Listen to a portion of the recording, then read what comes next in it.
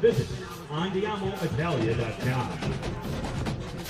Hello, everybody, and welcome to Season 2 of Drive to the Game, provided by SportsCaster.com in partnership with WJR. It's the 20th annual Amazon Prep Kickoff Classic, and that brings us here to Wayne State University at Tom Adam Field to kick off the high school season. And if you're new to Drive to the Game, this is your home for the best and biggest matchups in high school football here in the state of Michigan. And today's matchup is a good one, a familiar one from the start of last season. It is Northville, the Mustangs, taking on Lake Orion and the Dragons. It's going to be a great matchup here. My name is Giovanni Moceri, so happy to have you with us. And joining me are some of our SportsCaster.com superstars. Junior at Michigan State University, Lyric Sloan joins me, as well as senior at Troy Athens High School, Taryn Fritching. Thank you so much for joining us. This is the start of football season. Happy football to you both.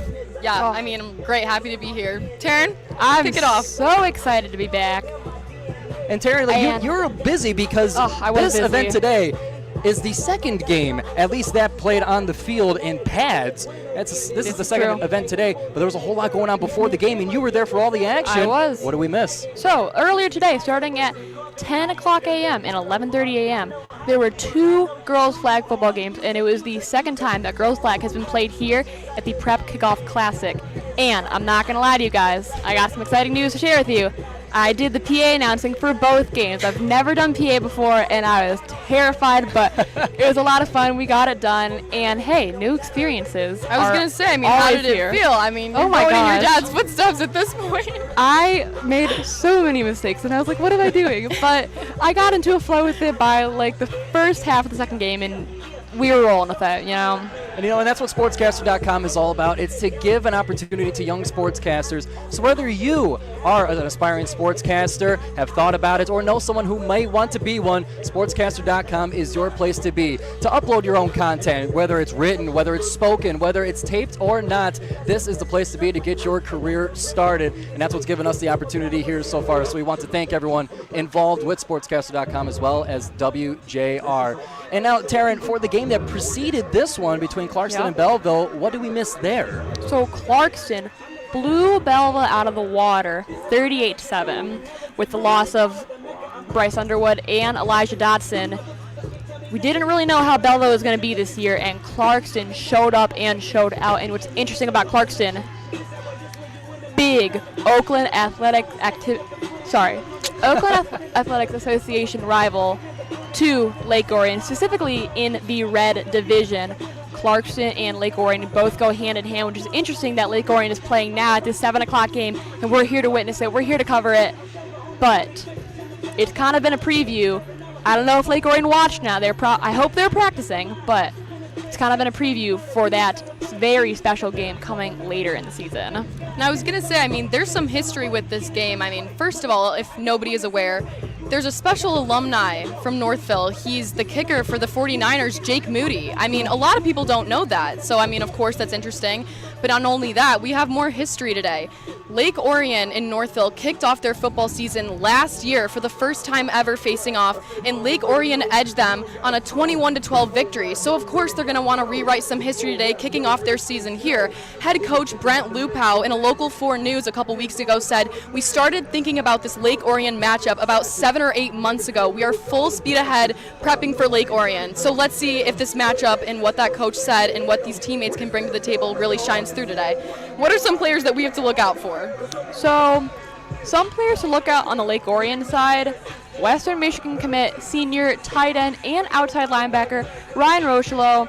He more so plays tight end. That's what he's pretty much committed to Western for. However, when I talked to Chris Bell a few weeks ago, I went to their first day of pads. He said that Ryan's one of their very few two-way players, and I think that'll be really interesting, especially to see how he does. Another one to look out for, junior quarterback Anderson Adams. This is his first year starting. He beat out their senior quarterback, but Anderson Adams has a tremendous arm, and that is some real talent to be looking out for tonight. And last one, senior running back and linebacker Alex Hensley. He was Lake Orion's defensive MVP last season, so we'll be looking out for him right there. For Northville, they're all KLAA, so the KLAA is their conference, the Kensington Lakes Activities Association. He was the all KLAA first team selection, senior running back Max DeFore, and their quarterback, who's also a senior, who was all region last season, Cooper DeKoch. And so those are going to be some very big players to look out for both teams. And for SportsCaster.com, not only do we have the pregame here for us on YouTube and our social media, which you can go and follow at any time here, but no time is better than now. We also have our student broadcasters that are going to be in the booth calling for the play-by-play alongside our play-by-play, Chris Renwick, who returns for Season 2 of Drive to the Game. You'll be seeing a high school student from one of each of the teams competing throughout the season. For this season, we got Ryan Simmons, a Lake Orion High School senior, partnering up with Meghan Brady, a Northville High School sophomore. So we'll have two perspectives. I will be talking to them at the post game, so be sure to stay tuned all the way through the game to see that as we try to get everybody involved in regards to this broadcast here. And some final thoughts as we wrap up the pregame show as we get ready for kickoff between the Mustangs and the Dragons. It's going to be a competitive game here. Northville brandishes a offense that could be considered one of the best in the state by the end of the season. But Lake Orion, after a graduation of a lot of seniors, has new blood and new leadership coming into it, but experience at the head coaching spot can really even up this matchup. So it's really a toss-up to which team can do which. Your takes on today's game, what we're going to see today? I mean, it'll be interesting to see because, again, like you just said, a lot of seniors graduated. Both teams finished 6-4 last year and lost in the first round of districts to the playoffs. Lake Orion lost to team we just talked about, Clarkson, and Northville lost to Saline last year in the first round. Teams that we have seen, especially last season. So it'll be interesting to see how they bounce back, especially with the addition. There's a few returning starters on both sides of the ball for both teams, but a lot of new ones. So it'll be really interesting. I think with the drive, and especially because Chris Bell is just going to keep driving these guys, I think that Lake Orion wins 28-24 over Northville. I mean, what's most interesting about these two teams is they had a great season in the 2023 to 2024 season. One of them ended with 10-2, one ended with 10-1. They both lost in their second playoff games. And then you look at them last season, and they had both 6-4 records. So I think that they're both trying to rebuild their team. As Brent Lupow, head coach of Northville, he was, talking a lot up. So I think it's going to be an interesting game. I think Northville's going to take it. I think it's going to be 32-24. And a final note in regards to the coaches. Now, for me, let me take my turn in terms of how I feel the game is going to go. A high-powered offense from Northville, I believe, will get them the advantages against the relatively inexperienced Lake Orion Dragons. And when you got offense like that, and you got a running back who spent all summer at Powerhouse Gym, 24 pounds of muscle added in Max DeFore, senior quarterback, you got some high-power offensive players there. I got the Northville Mustangs in a high-scoring event, 35-28. Okay. And to wrap up the pregame show here, we'll let you know that you can see us at the halftime and postgame show as well. We want to thank everyone from our team for helping us put this together, our WJR team. Ray Templin, Dave Rieger, and Chris Renwick, who you'll see at the play-by-play up in the booth. We also want to thank our SportsCaster.com team. Jeff Sloan, our founder and CEO, Mark Pastoria, our lead engineer, and Kristen Kujawa, our project lead. They put a lot of work into making this broadcast what it is to make sure we're set up for success and to make sure you can experience the best of the best when it comes to Michigan high school football. So with that, we thank everybody, and we'll send it up to the booth with Chris Renwick and our student broadcasters. We'll be back at halftime, folks. Civilian Life. More Glory Days Veterans Editions every Sunday at 6 a.m. on 760 WJR. Hi, friends. Bill Dolly here, inviting you to come shop our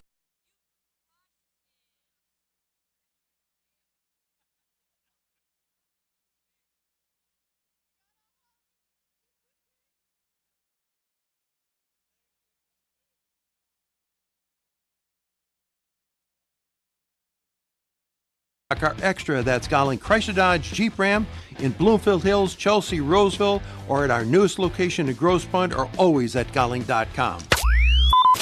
Start your day by hitting play on 5 Things First Thing with JR Morning's Chris Renwick, Lloyd Jackson, and Jamie Edmonds. Get the day's top 5 stories in just 5 minutes, delivered right to your device. Subscribe to JR Morning's 5 Things First Thing wherever you get your podcasts.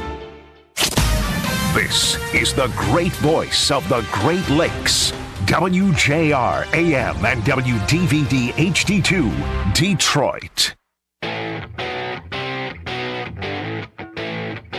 From the heart of America and the high school home game gridiron, this is the Drive to the Game on 760 WJR, sponsored by the National Electrical Contractors Association, NECA, and Window World Detroit.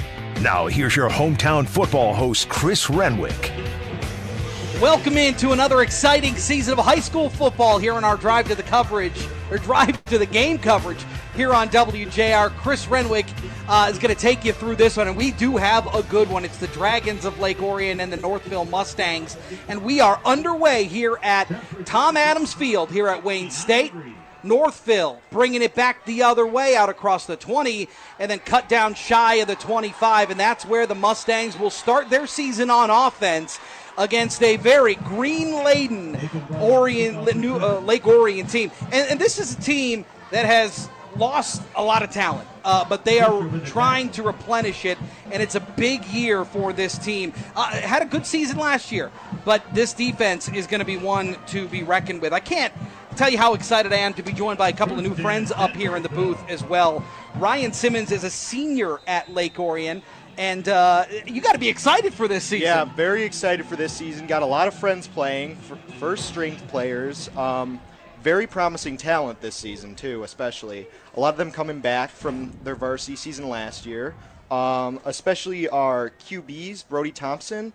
He was a backup quarterback for Tristan Hill last season, recently graduated Tristan Hill. And he's been playing recently. We've been testing slot receiver for him and putting in Anderson Adams. He really is kind of a jack of all trades, right? He does a lot for this team. Yes. That was a keeper there for Cooper Dockich. Picks up 6 on the play, so brings up 2nd and 4 here for this Northville offense led by Cooper Dockich, who, by the way, is a heck of a player. He was somebody who was an all-region selection last year. Completed 75 of 119 passes. Very efficient for over 962 yards, 13 touchdowns.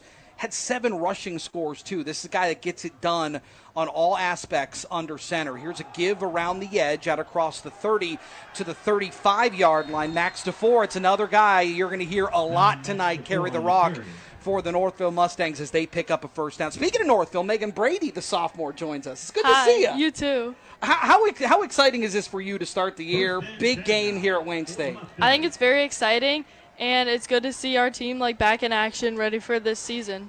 I'll tell you, these uniform combos are fantastic. Lake Orion in the all greens, green helmet, green jerseys, green pants. And Northville, a very classic look. Dark helmets, Mustang on the side, numbers on the side, white jerseys in that burnt orange. Very reminiscent of Oklahoma State. It's a great look for the Mustangs. Fresh set of downs here for the Mustangs, and we got a whistle on the play. That's going to go against the Mustangs. A little bit of movement there. So that'll move them back 5 yards, bring up 1st and 15. And you talk about what this team could do. Everything is going to run through Cooper Durkich. Mm-hmm. Yeah, Cooper is a returning player. He was quarterback last year, and he's just a senior. He's ready to, lead the squad and ready to carry us to a chip. They break the huddle. They go heavy up front. That's Max DeFore in the backfield. 2 receivers set. A little bit of a bobble there, but able to get a handle on it. Throws it outside, making the catch. A nice catch on that little bit of a slant there. Camden Brown for Northville. Picks up a big chunk of yards after that false start play. It's going to be 2nd down and 6 coming up. But this is what Lake Orion does really well. They're never very much out of position, and when they need to make a play, they do. Yeah, very, very very focused on the play. A lot, really good defense, too. And they give you a lot of looks on defense. Yeah. Here, they're showing 5. They bring 5.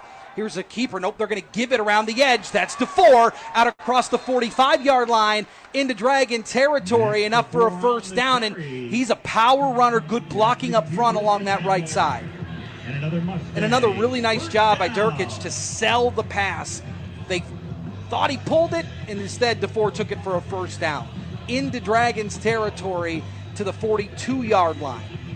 And this is something that we're seeing a lot in high school football, more huddling. And this is just to make sure everybody's on the same page. They relay that message in from the sideline, and now they break, they get to the line. Lake Orion with that similar defensive front, 2 standing linebackers, and they bring them again. This time it's a keeper. Durkic cuts at the 30, taken down at the 20. Big yardage there for Cooper Durkic, and this is what he does. They give it on the play before to DeFore. 7 on the tackle, that's Owen Fisher. Owen Fisher makes the tackle for the Dragons, so now red zone trip for the Mustangs. Durkic heads on over to the sideline, gets the play, and then trots back in to the huddle. They send a man out. 8:35 to play here in the first. Beautiful night for high school football. I had a little rain here earlier, but all that cleared out for this contest tonight. Under center, Durkic fakes it to the up back, then gives it to DeFore, running right, breaking through one tackle, and then finally taken down at the 16-yard line. Gain of 4 brings up 2nd and 6. And they're just very consistent, Northville. They just kind of break you down, and this is where guys like Max DeFore really come in handy. Mm-hmm. Max was also the leading scorer in touchdowns last year for us, and rushing yards per game was 75.5 yards per game. He's just a dependable guy, right? Mm-hmm. Doesn't make a lot of mistakes, and just very detail-oriented. Send one receiver tight to the line right, ball near hash mark. Northville moving left to right. 2 receivers left. They send one in motion. Durkic pulls it, and he's not going to go anywhere. In fact, he's probably going to lose a yard back to the 17-yard line. Just really good defensive play there. And they weren't fooled that time. No, the Lake Orion defensive line is very heavy hitters, but also extremely agile, too. So a lot of these running plays are not going to get past them so easily. And one of the names you're going to hear a lot tonight, Ryan Rocheleau. He's a tight end, outside linebacker, does it on both sides of the ball for the Dragons. He's a Western Michigan commit, so this is a guy who plays ball, plays at a high level, and they are certainly going to count on him in situations like this where the field gets a little bit short. 3rd down. Keeps it and then just chucks it into the Cooper Durkic with good recognition there. There was nothing open, and as a result, they spike it into the ground, and it's 4th down. And now some decisions here. Let's see what they're going to do. They're going to bring in the field goal. Yeah, it's the correct call. Not a lot of wind here. We saw in the game earlier, the Clarkston-Belleville game, there was a little bit of wind. Nope. Now they're going to go for it. They sent 3 receivers to the left. It's 4th down and 7. They need the 10-yard line. Play clock at 7. Durkic to the shotgun, takes.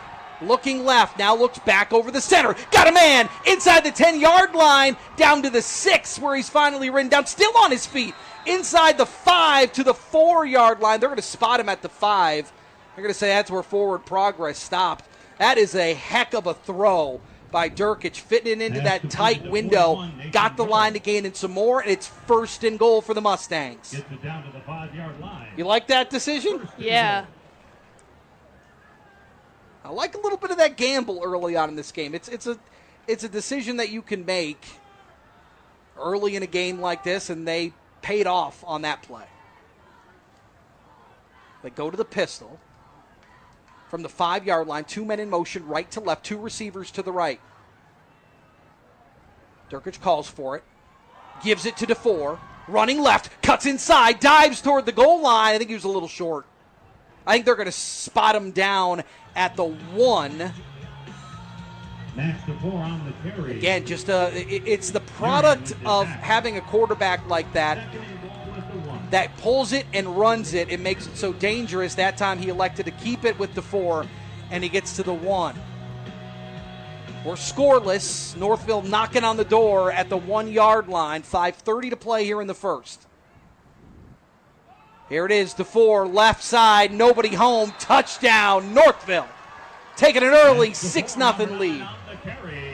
And the Northville faithful on the far sideline go crazy.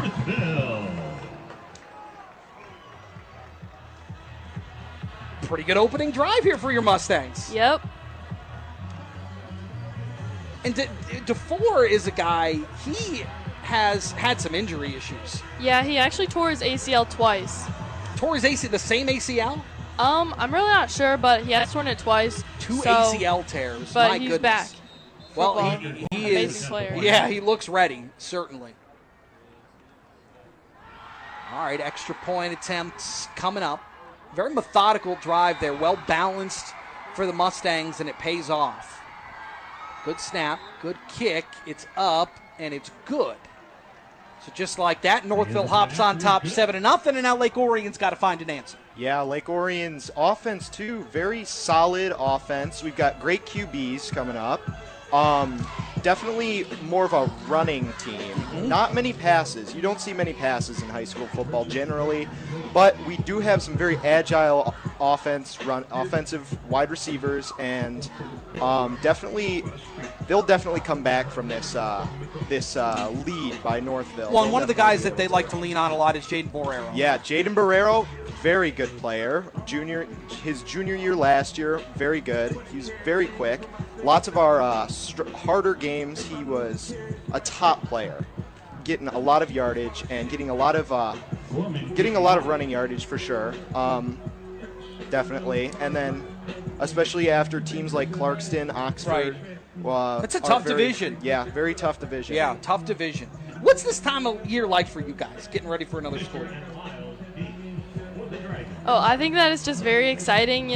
Football season starting back up. That makes, it a bit more exciting in this fall. And, NFL and college season starting up as well. So I think it just gives a lot of hype to this time of year. Well, and you're a big sports fan. Yeah. You play a lot. You play lacrosse, field. These are physical sports that you play. Yeah. You like the physicality of it? Yeah, I like the physicality. I think it's like that kind of what helps make sports, Yeah. I think big component. That kick goes into the end zone for a touchback, and so Lake Orion starts their season offensively at the 20-yard line. And this is a Lake Orion team that's had a lot of consistency over the years. You talk about what the coaching staff has looked like for so long. It's just been very steady for this Dragons program. Yeah, coaching staff, I mean, even since my own dad played here, we've had a lot of the similar coaches. Coach Bell coming in, very well-rounded coach for us, keeping us going into the playoffs with very good on-season records. Yeah. And usually a lot of times in the past, coming up short in the playoffs, getting some unlucky rulings, Sure. just some bad days for us. But still very promising. If we can make the push almost every year to get into the playoffs, and be very promising going into the playoffs, that's definitely good for this team. Flag on the play there. See what the call is. So encroachment goes to Northville. So a little extra boost here to the Dragons after the end around to Peyton Lyles picked up just a yard.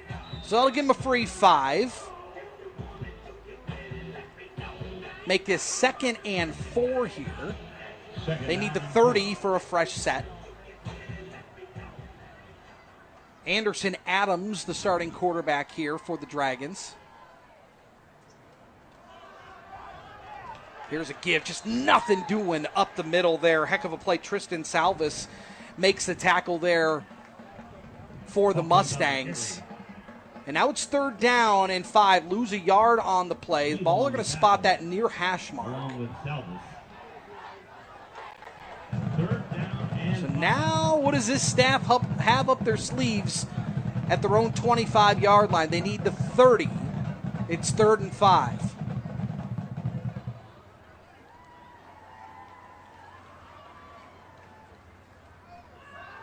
Adams keeps, throws, got a man, made the catch at the 25-yard line. I think he's going to be just a hair short. Jaden Barrero makes the catch. And now what's the decision?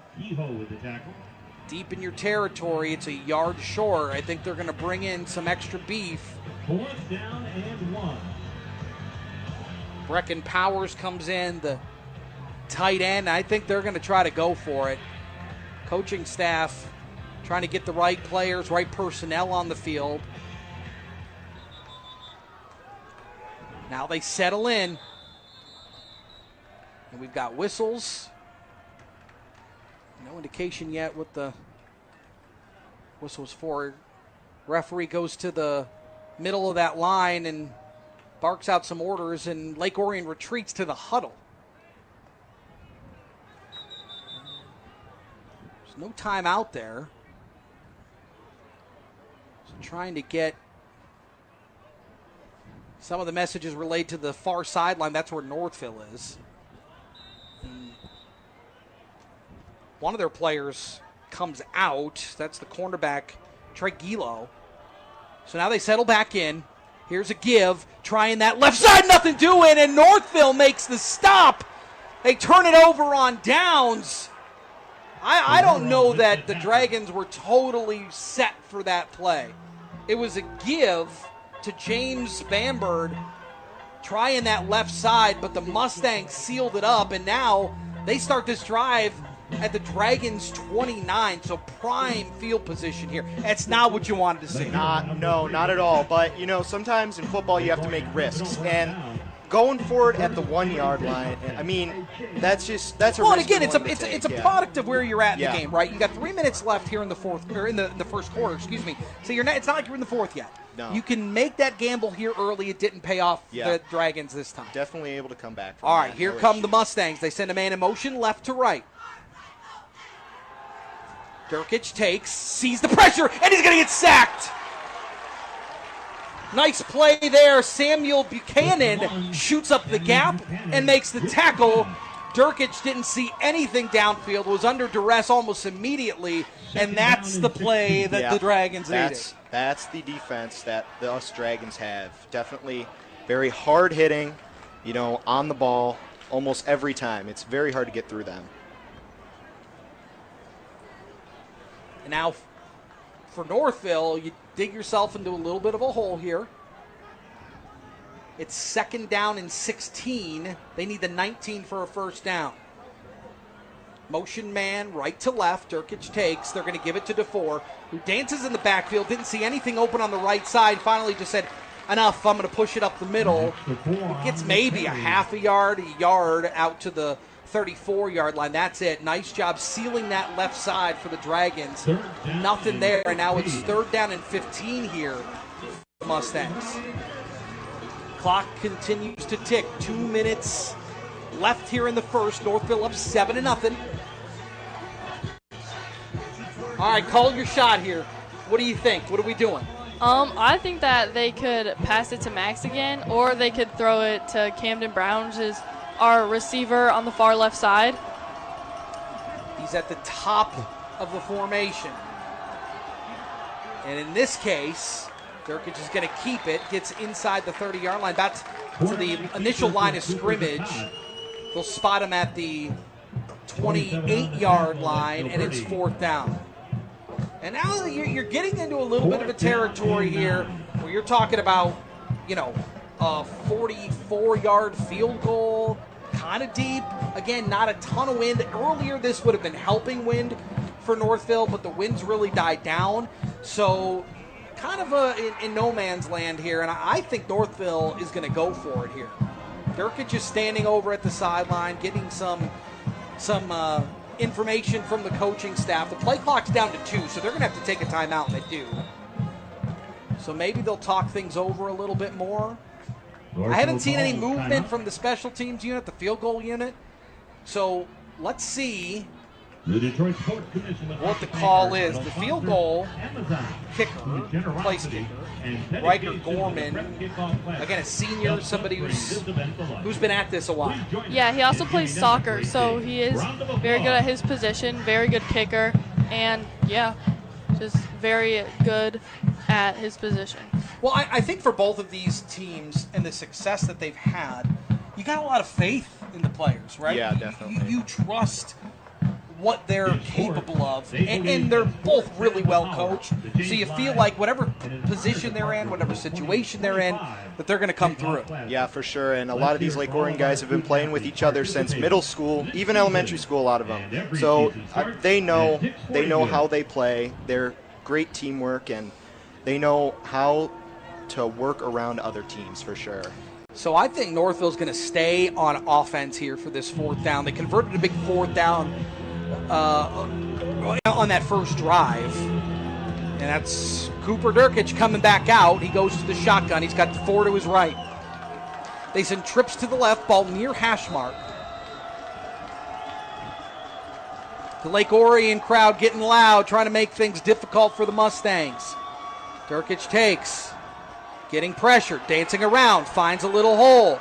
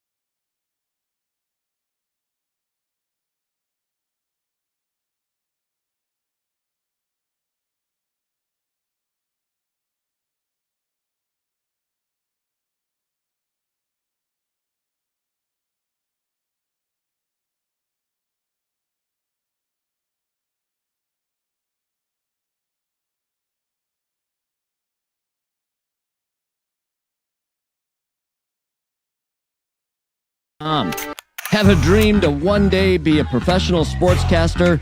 Love commenting on sports? Want to be the next great voice? SportsCaster.com is the place to make those dreams come true. A great sports broadcaster is able to capture the action. Down goes Frazier! Down goes Frazier! Amplify the drama. To the end zone! Touchdown Detroit Lions! Oh my! Create memories forever etched in our minds. A year that has been so improbable, the impossible has happened. Send shivers up our spine, make us leap out of our seat, scream at the TV, and even ask ourselves, did that really just happen? You believe in miracles?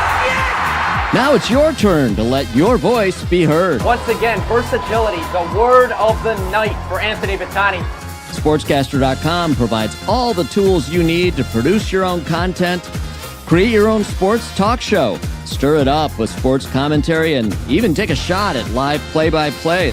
Whether young or old, new to sportscasting, or a seasoned voice in sports, just sign up and open your own channel, create and upload your content, and show the world you know sports. SportsCaster.com. Now, we put the mic in your hands and put you in the center of the action.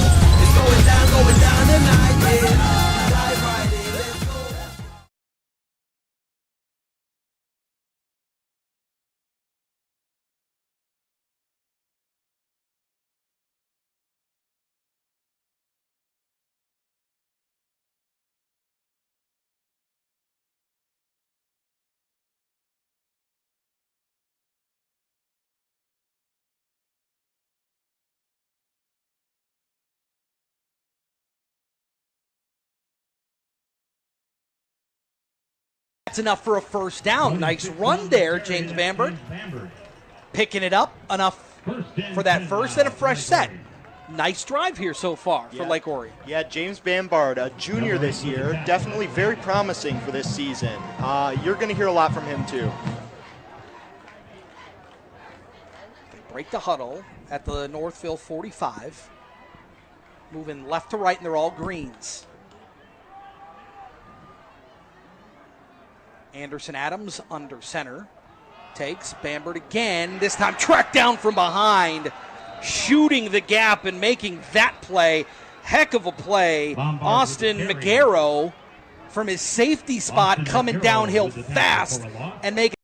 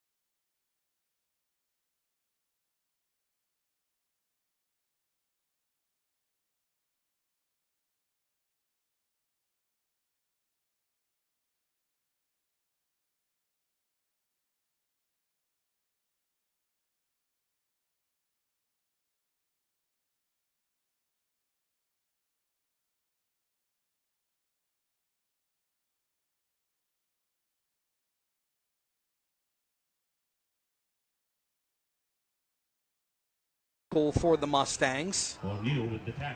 Brings up second down after a gain of 2 inside the 40 of Northville. This is kind of a bend but don't break drive. They're just kind of keeping everything in front of them, not getting too ahead of themselves. A couple of big runs there for Lake Orion, but Northville staying strong.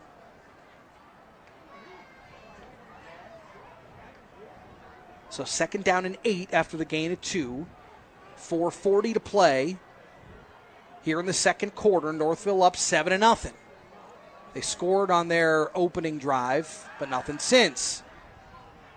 Here's a throw over the middle, and a flag comes in looking for Ben Lako, but Trey Gilo got a little handsy there on that crossing route, so that'll give the Dragons a couple of free yards. Yeah, that's one of those examples of Lake Orion being very particular with their passing plays. If a lot of people say if it ain't broke, don't fix it. And Lake Orion's been running the ball for years and years, just running. And a lot of times, it keeps them in the game a lot of times, but sometimes they have to change it up. Northville's defense is getting past them real short with these yards. So, yeah, they had to change it up there, throw a passing play. And because you can't be predictable. Yeah. You can't run the ball every play. You got to mix things up. And that's a great example of them just keeping the defense on their heels a little bit. For sure. So now first down and 10 from the 24-yard line. Adams fakes and then gives on the end around with a hole and a burst of speed inside the 10 to the 5-yard line. Brody Thompson on the carry for big yards. A gain of 20 out to the 5-yard line. And the Dragons are knocking. It's first and goal from the 5. Brody Thompson was our original QB, originally supposed to start this season. Our coaching definitely changed it up, throwing in Anderson Adams. Brody Thompson was a great backup quarterback last season, and they threw him in slot receiver, and you can tell he's definitely doing great in that position. He turned on the jets as soon as he saw that gap. So now first and goal. Adams gives. Boy, that was just really, really good coverage there by this Northville front. Danny O'Neill was there first. It was a give to James Bamberg and just nothing there. He's going to lose 2 out to the 7 and second and goal coming up here. They send Lako back out. Anderson Adams getting the call from the staff. And now comes back in.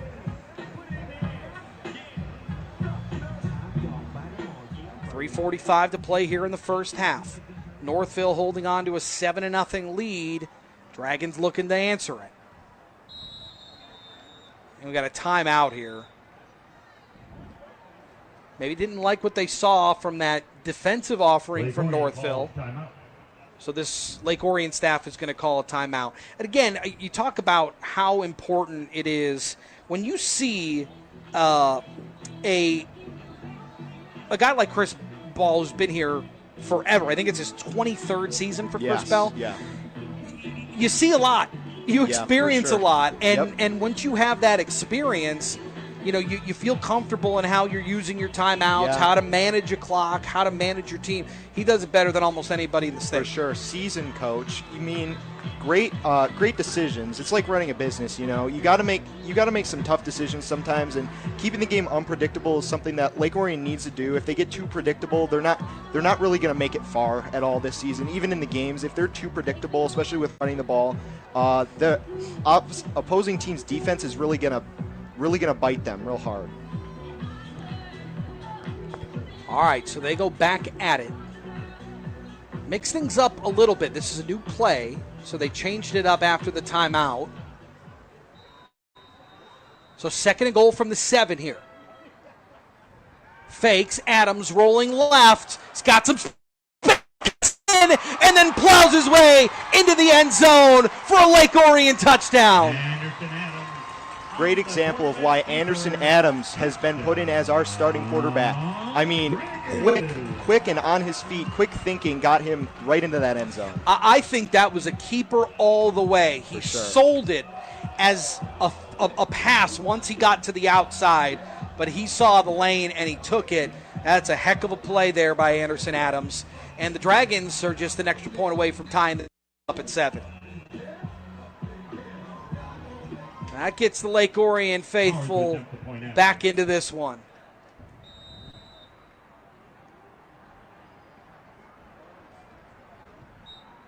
That kick is up, and it is good. So the Dragons tie things up with just 3:29 to play here in the first half.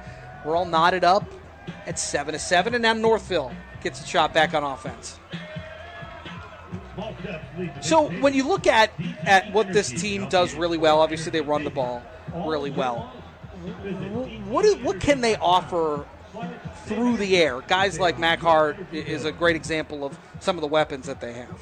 Yeah, Mac was actually third in our receiving yards per game throughout the 2024 season. He averaged 21.3 yards per game, and he's also a senior, returning senior. So he's really really physical, but really good. Like, you have a lot of trust in him. Yeah. He can What kind of guy is he? He really he likes to watch movies to get into game mode, which is a fun fact about him. Pre-game ritual kind of.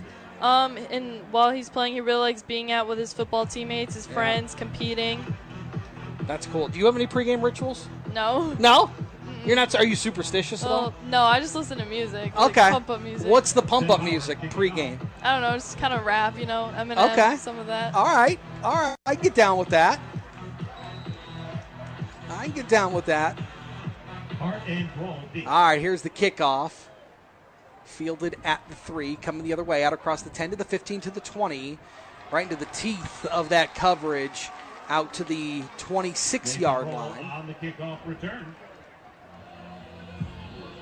7 with the tackle, that's Fisher. Along with 13. Nathan Brohl on the bring back. Good tackle there, Owen Fisher for Lake Orion. And so now Northville gets an opportunity here to find some points before the half comes to an end. And offensively, they've been able to move the football. They've been able to do some things. Let's see what they can do here with just a couple of minutes left here in this first half. So Cooper Durkich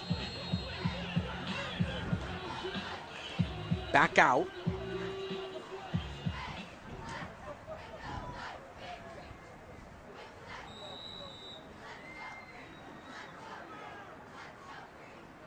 He goes under center. Takes the snap. Fakes the reverse. Keeps it on the right to the 30, to the 40. Cuts it back to the middle. Tackled at the 45-yard line. Big chunk yardage there for Durkich, who turns on the burners. Out to the 46-yard line, and it's a first down for the Mustangs.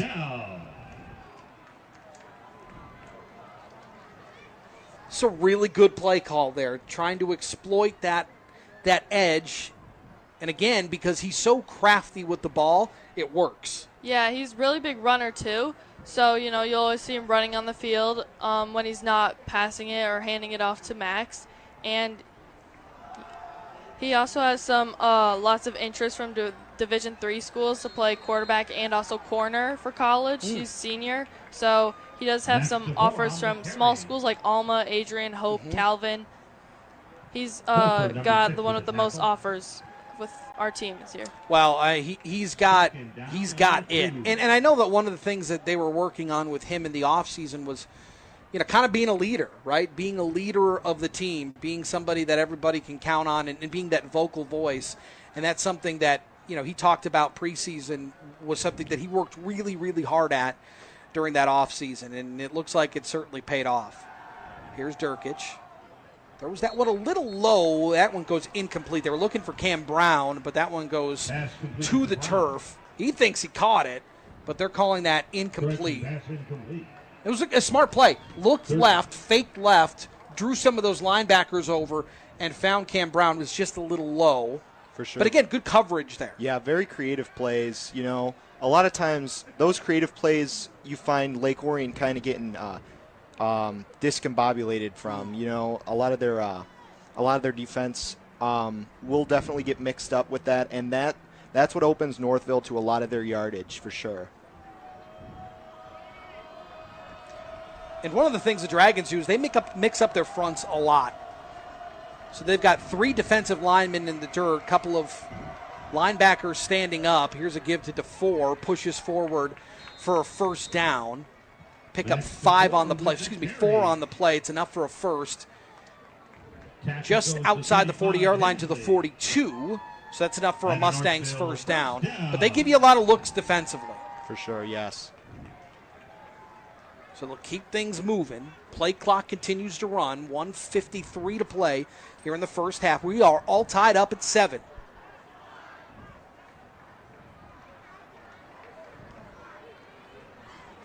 Play clock down to 8. Let's see if they get it off. Oh, nope. Now they restarted the play clock. Here comes Durkic under pressure, and he gets sacked. Heck of a play there. Luke Dilberti coming down from that safety spot. He came down hot and made the sack. Yeah, that's where that predictability kind of got to them. They have already done one passing play. You know, Lake Orion's defense is they're going to be running for them and trying to take them down for sure, especially since they've been hitting those passing plays. Loss of 8. Here's a screen to DeFore. Cuts it back inside out to the 40-yard line. That's a good play. It was 1st and 18 there. Picked up big chunk yardage. Call it 12. Gets him into a spot. 13 gets into a spot here. Looking at 3rd and 5. Much more manageable. Play clock down to 39 seconds left here in the first half. He's got 2 receivers right, 2 left. Durkic throwing right. Got a man. That's Cam Brown making the play. Didn't get out of bounds, so that clock, they're going to say he did get out of bounds. So clock stops at 28 seconds left. So smart play there by Cam to get out. Nope, they're going to say he didn't get out, so they restart the clock. And now Northville's going to call a timeout. So they stop the clock with 22 seconds left, all tied up at 7. They want some more points. And remember, Lake Orion had blocked a field goal from about this distance a little earlier, swung things around. They go down the field, score to tie things up. So instead of it being 10-0, it's 7-7, and now Northville's got an opportunity here to score. Yeah, that great block on that kick was definitely holding this team together for sure. You know, they don't want to get too much of a lead against like Northville. For sure. Definitely. So ball spotted at the 25-yard line, far hash mark. They got really plenty of time here, but they're out of timeout. So they got 22 seconds left. So at this point, you're really throwing the football. And if you're, head coach Brent Luplow, you're looking at something towards the perimeter.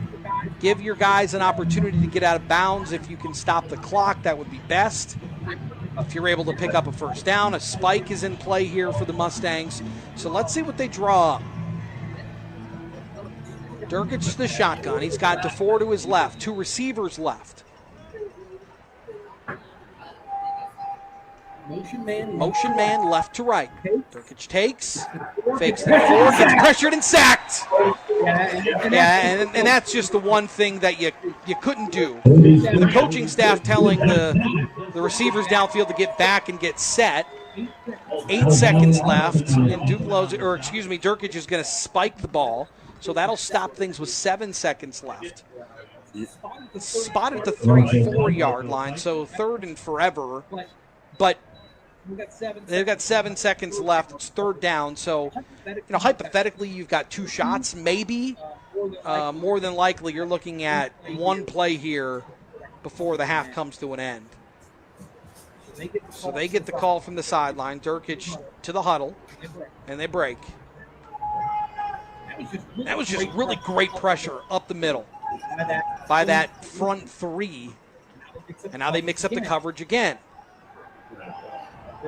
Durkic airs it out, looking towards the end zone. That ball's tipped and then tipped again. Nearly caught in the back of the end zone. That's Austin McGarrow, who had a paw on it last. It falls incomplete, 1 second left. It's 4th down, so Northville does have one more play here. As long as it doesn't get picked off and taken to the house, this would be the last play here of the first half.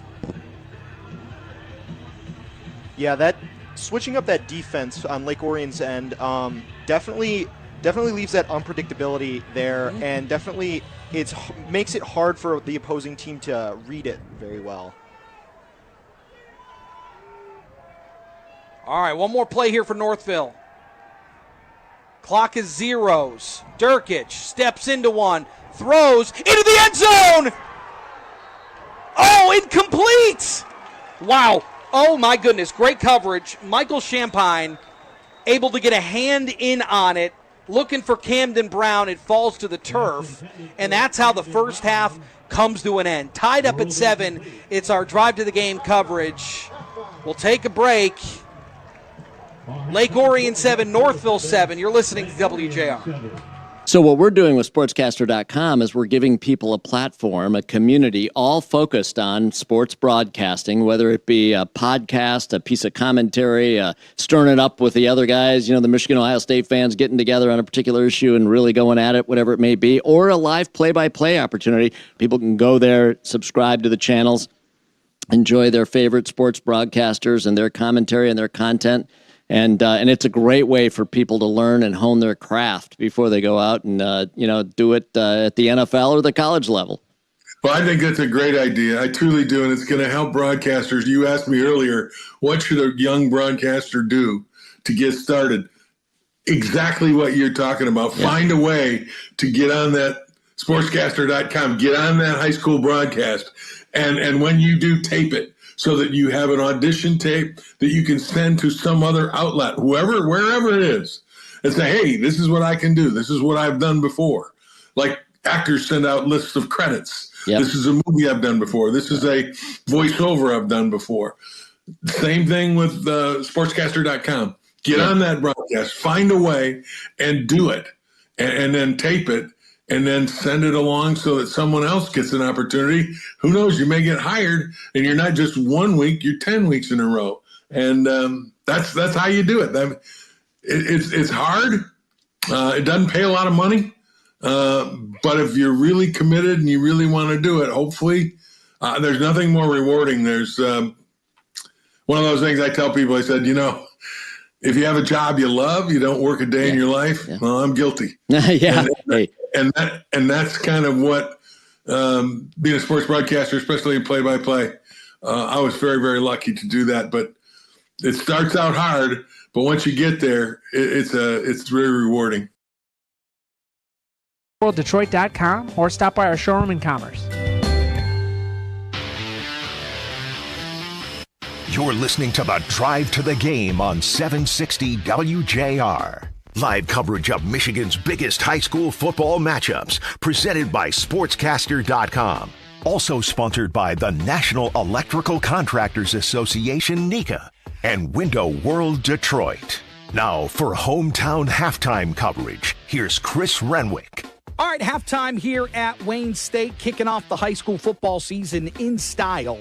And, of course, when you talk about the fall, you talk about shoring up your house, making sure that you've got everything ready for the winter. And one of the great companies in this area that is trying to help you do all of that is Window World Detroit.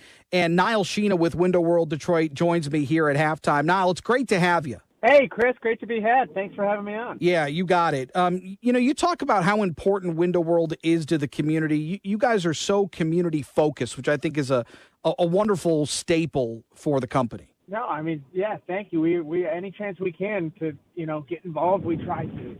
So I know you've helped us with that in the past, so we're very appreciative of that. Yeah, and, now getting into the fall here, right? I mean, the weather's still pretty nice, but when you start getting into the winter months, you want to make sure your house is nice and tight going into some of the coldest months of the year here in Michigan. What do people need to be on the lookout for to see if their windows are in good shape? No, that's a great question. So I get this question a lot. A lot of people, believe it or not, will leave their windows, unlocked. It's as that sounds, and not realize it. And a lot of the time drafts come through, so maybe they think that they need new windows. But a lot of the time, if you're feeling drafts, everything's locked up, everything's tight, and you're still feeling those drafts, that could be a sign that you need new windows. If you have an older window, it could have warped, like where it closes the panel to the actual frame itself. You could have a seal failure, which wouldn't necessarily feel like a breeze, but just more cold is coming in. So a lot of people think that seal failure is just when you see the fog, but a lot of the time the seal's broken long before the fog in between the glass even shows up. Once that gas is gone, all that hot cold is right into the house, and you'll feel it when you're trying to go to sleep, especially. Especially when it gets cold, you'll feel it then for sure. And then, it's Window World Detroit, but you guys do a lot more than windows. Yeah. I mean, we do a lot of windows, entry doors, siding. So we have insulated steel and fiberglass entry doors that actually each have an R13 in insulation value. So in the winter, that is invaluable. I mean, to have that high of an R value on an entry door, especially if you make sure all the seals around the edges are very tight, which we do. Like the sill on those doors actually move up and down. Yeah. So if you can imagine the part where the bottom of your door slab meets the threshold, that moves up and down and kind of tucks up into the frame. That'll give you the best seal in the winter, or even the fall when the wind picks up. So what do you guys got on tap here for folks? I know that you guys are always offering different promotions, special promotions for your customers, for new customers. What do you got on tap for folks? Yeah, so we're offering a lot of different like financing plans, no interest plans, long-term like low interest plans. But at the end of the day, we always just try to give them our straightforward, no pressure. We just teach you about it. We show you everything itemized, and then just try to do what we can to make sure everybody has the best experience with us. Yeah, and I think that's a huge piece of the product, of the sales aspect that you guys partake in. It's no funny business, right? There is no pressure, and I think that when people are looking out for, all right, I need new windows, or I need a new door, where do I go? And they do a little shopping, you find that oftentimes people really like your style, and I think that goes a long way without the deceptive pricing, things like that, for example. Yeah, no, we would never. I don't think I'd be able to sleep at night if we were doing that type of stuff to people. But unfortunately, most companies around here, that's what they train their guys to do. So it's really hard to know who's coming in your home to give you a quote on something. I mentioned the community aspect, but you guys are heavily invested in veterans too. And you talk about some of the folks that work on your crews, veterans. You talk about the support. And again, it's, I think, another kind of gem in the Window World crown that is so important to you guys. Oh, absolutely. Especially, and what I love about like being with Window World is obviously, it's locally owned and operated here by my family, but it is a national company, right? There's 220 locations within. They have different families owning each one. And nationally, Window World has launched so many different veterans programs. Like we use, we're heavily involved with the Veterans Airlift Command, which they give rides to injured veterans who need to see certain specialists. And we've started our own, military careers for heroes with Window World, where it helps to kind of find people jobs once they get outside of the service and translate what they did in the service into real life, everyday resume stats, right? So I love that really Window World is like that on a national stage, because then it really empowers us locally to try to get involved as much as we can, like we all did with the Veterans House, for example. It's Niall Sheena and Window World Detroit. Where can people find more information about the products and about potentially getting some new windows from you guys? Yeah, we service all of Southeast Michigan. They can check us out at windowworlddetroit.com or 248-940-1533. Niall Sheena with Window World Detroit. Thank you, my friend. Good catching up, and we'll talk again soon. This is SportsCaster.com. Have a dream to one day be a professional sportscaster? Love commenting on sports? Ready? Want to be the next great voice? SportsCaster.com is the place to make those dreams come true. A great sports broadcaster is able to capture the action. Down goes Frazier! Down goes Frazier! Amplify the drama. Yes. To the end zone! Touchdown Detroit Lions! Oh my! Create memories forever etched in our minds. A year that has been so improbable, the impossible has happened. sends shivers up our spine, make us leap out of our seat, scream at the TV, and even ask ourselves, did that really just happen? Now it's your turn to let your voice be heard. Once again, versatility, the word of the night for Anthony Battani. SportsCaster.com provides all the tools you need to produce your own content, create your own sports talk show, stir it up with sports commentary, and even take a shot at live play-by-play. Whether young or old, new to sportscasting, or a seasoned voice in sports, just sign up and open your own channel, create and upload your content, and show the world you know sports. SportsCaster.com. Now, we put the mic in your hands and put you in the center of the action.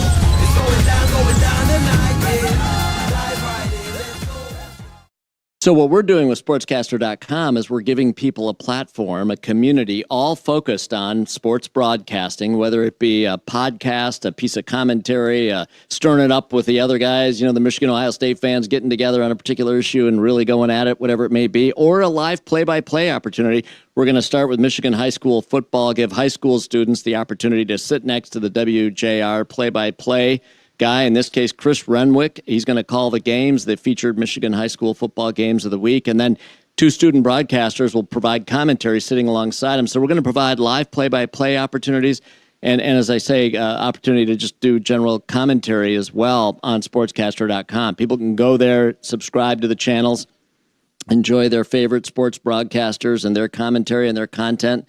And welcome back, everybody. It is halftime here at Tom Adams Field at Wayne State University. Northville and Lake Orion knotted up at the first half. 7-7 is your halftime score. Happy to have you back with us here for the halftime show. My name is Giovanni Moceri, alongside SportsCaster.com superstars, Lyric Sloan and Taryn Fritching.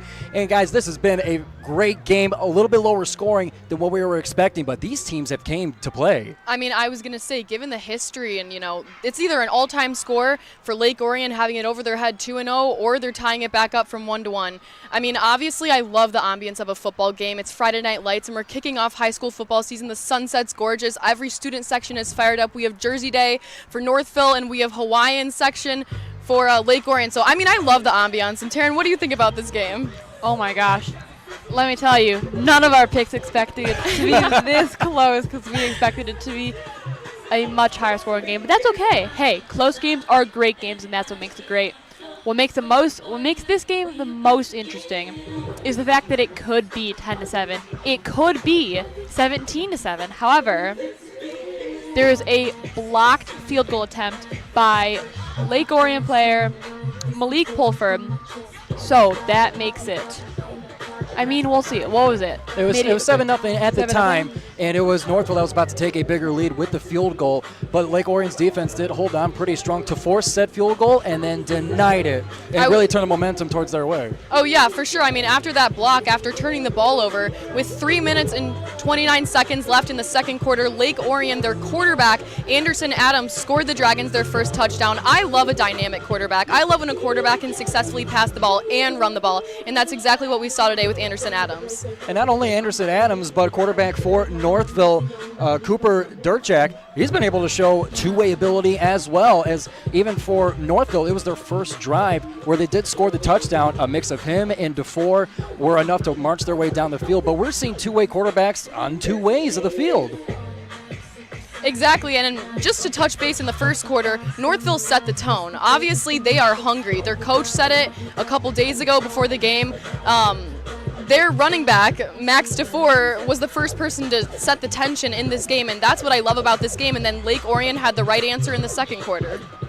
I mean, hey, if DeFore keeps us up, I will say, though, Northville had that momentum, and Lake Orion's defense has just put a clean stop to it. And that's what just makes this game so interesting, because you don't know who's going to be the star of the game. And yes, there are a few on both sides of the ball, but just that Northville offense versus that Lake Orion defense, they're just really butting heads, and it's just making for a very interesting game. And where do you put the coaching experience into this? Because especially for Lake Orion, you got the Hall of Famer at the head coaching spot, his second stint as a head coach with the team, 169 wins. I can go on and on with the stats.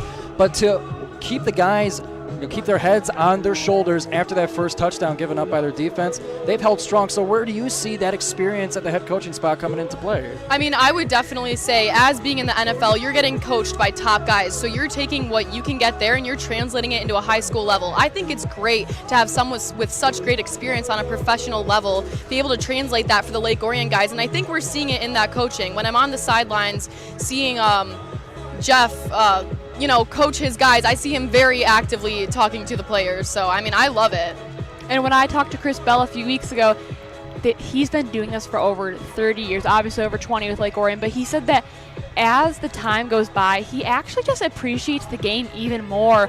All the two-a-days, all of the preseason practices where they actually went to East Lansing and played East Lansing, and they played Mason. He said he appreciates it more as he has the experience, and I think that's what makes it so special. And especially with all of that experience that he's also been able to round in some of the top coaches, that's what makes a Lake Orion team like this, with that experience from Chris Bell, just so valuable, and that's a great reason why they've been able to stay in this game and keep Northville to 7 points. And I want to bring it to a point where both coaches said going into this game, as the first game of the season, it's a measuring stick to see where they are after training camp, and especially to stand up to the tough competition that they both face in their respective conferences. Where do you think these teams measure up as it pertains to their season moving forward based on the first half?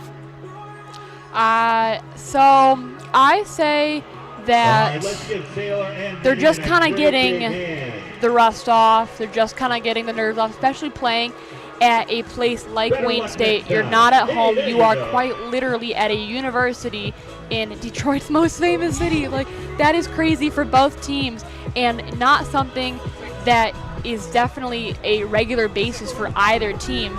So I think that it's not portraying to how they're going to be in mid-season form. They are going to hop off of their rust, of their nerves, and this is not even close to what they could be in mid-season. I was going to say, I mean, I completely agree with Taryn. Getting the rust off, you're coming back from training camp, you're coming back on the summer, you're not in your own home field, neither of them are. So, of course, I think it's really hard to decipher what their team's really going to look like. It's also, they're both stopping each other. Both of their defense is doing a great job. I mean, it's tied 7-7, so I'm excited to see how the rest of the game plays off. Do you guys have any different predictions, seeing how the game's going now? I mean, given how locked down both defenses are, and maybe you can see it towards the rust of the offense, but the way the defense has been able to hold strong and stay tough, and especially the gang tackling, the team tackling as it pertains to Northville's, on Northville's running back, the teams on both sides have really come together on defense. I can see this being continuing on the pace we're at, kind of low scoring. It may end in the teens, and maybe the one field goal could make the difference going down. And it could be a tight game all the way through. That's the way I see it. I think that what also will help this score stay a little lower than we all were expecting is these sacks, guys. These sacks have been coming in from the left and right, and Lake Orion had quite a few against Northville. I think with a sack in maybe a third down, maybe a fourth down situation, that might be the change of the game. That ultimately maybe have Lake Orion come out on top. If Northville starts to get sacks against Anderson Adams, maybe that's where Northville comes up, and maybe it is a 10-7. Maybe it is a 13-10. We don't know. I was going to say, I mean, I feel like I'm actually pretty impressed with QB on Lake Orion's side, number 12, Anderson Adams. I love his versatility. Of course, Northville's quarterback has versatility as well. I just think that if Anderson Adams has a higher completion rate, he might be able to take this game. So, I mean, we'll have to see, but I might change it to Lake Orion, but it's obviously really hard to tell. It's tied, so.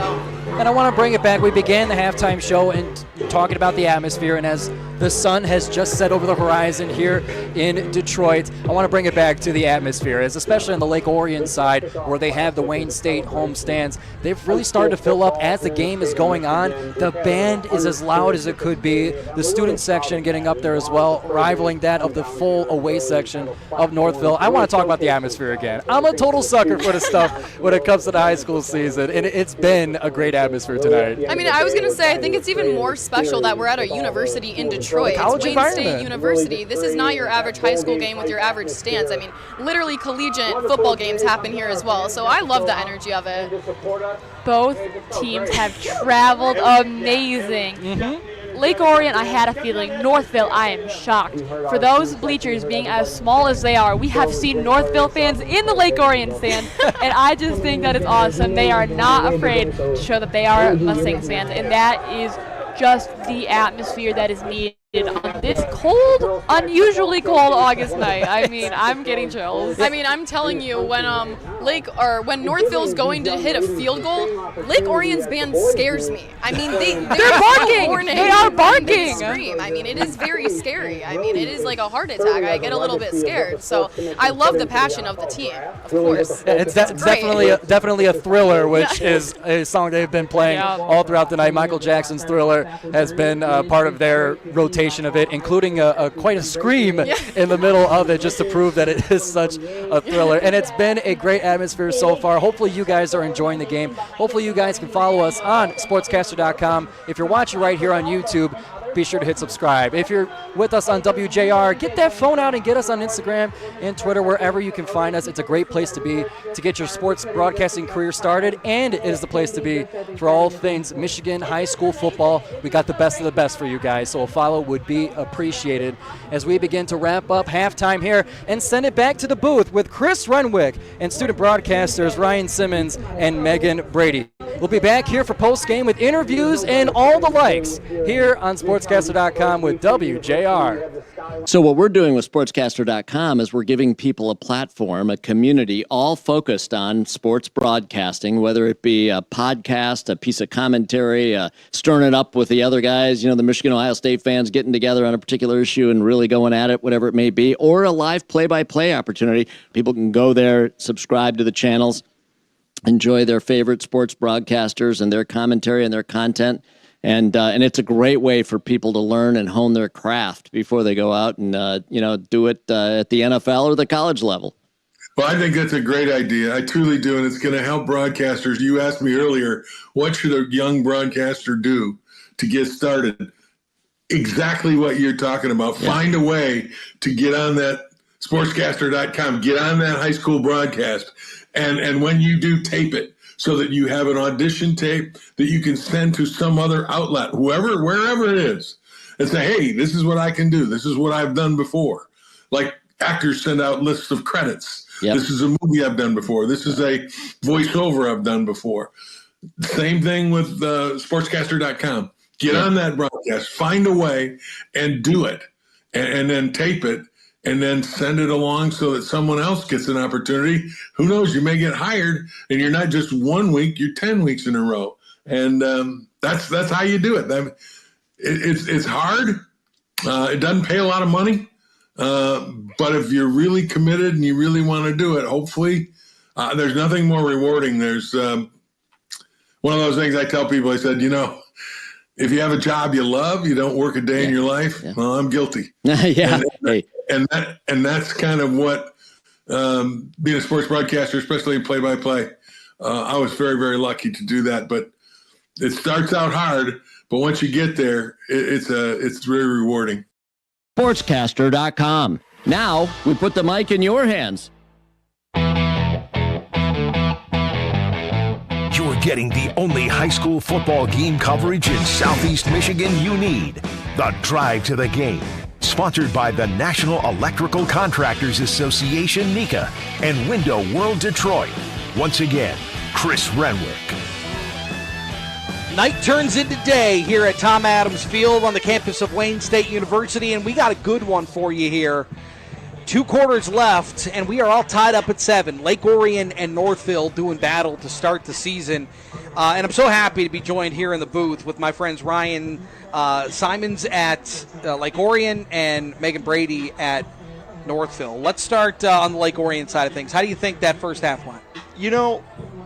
I think it went good for sure. I mean, they're up, but they're tied. Mm-hmm. I was totally expecting them to come out a lot more with yardage and everything. Yeah. I was not expecting it to be such a tight game tonight, for sure. I mean, both teams have had great defense tonight, and that's something that the coaches especially have really pushed this season with some defense, changing around positions and everything, especially experimenting a lot with some of these players and really trying to keep these games tight and quick. Yeah, certainly. How about the Northville perspective? What do you think? I think that we had a really good drive for the first drive going into the first quarter.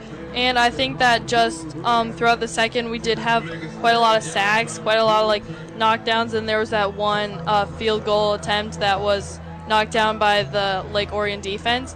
And I think that if we just kind of focus, get more coverage around quarterback and stuff like that, I think that we can make good plays and lead it down in the end zone. And both these teams have been very responsible with the football. No turnovers through the first quarters of this one, which you got to keep possession of that ball, and they've done a really good job of that thus far. But you talk about what this season means. Both these teams finished with 6 wins last year. And, the preparation going into the season has not been, hey, we can surprise anybody. We're really good teams. We can win a lot of games. We can make deep postseason runs. But it all starts here at Wayne State. And you got to come out. You got to play fast. And they've been playing with a lot of confidence on the Northville side of things. Yeah, I think just really running the ball a lot, which is good. And then also just throwing some deep throws, to Camden Brown. To also Nathan Brohl too. I think if we just can continue to do that, I think we'll be able to score, and I think we're gonna have a good half. Yeah, certainly.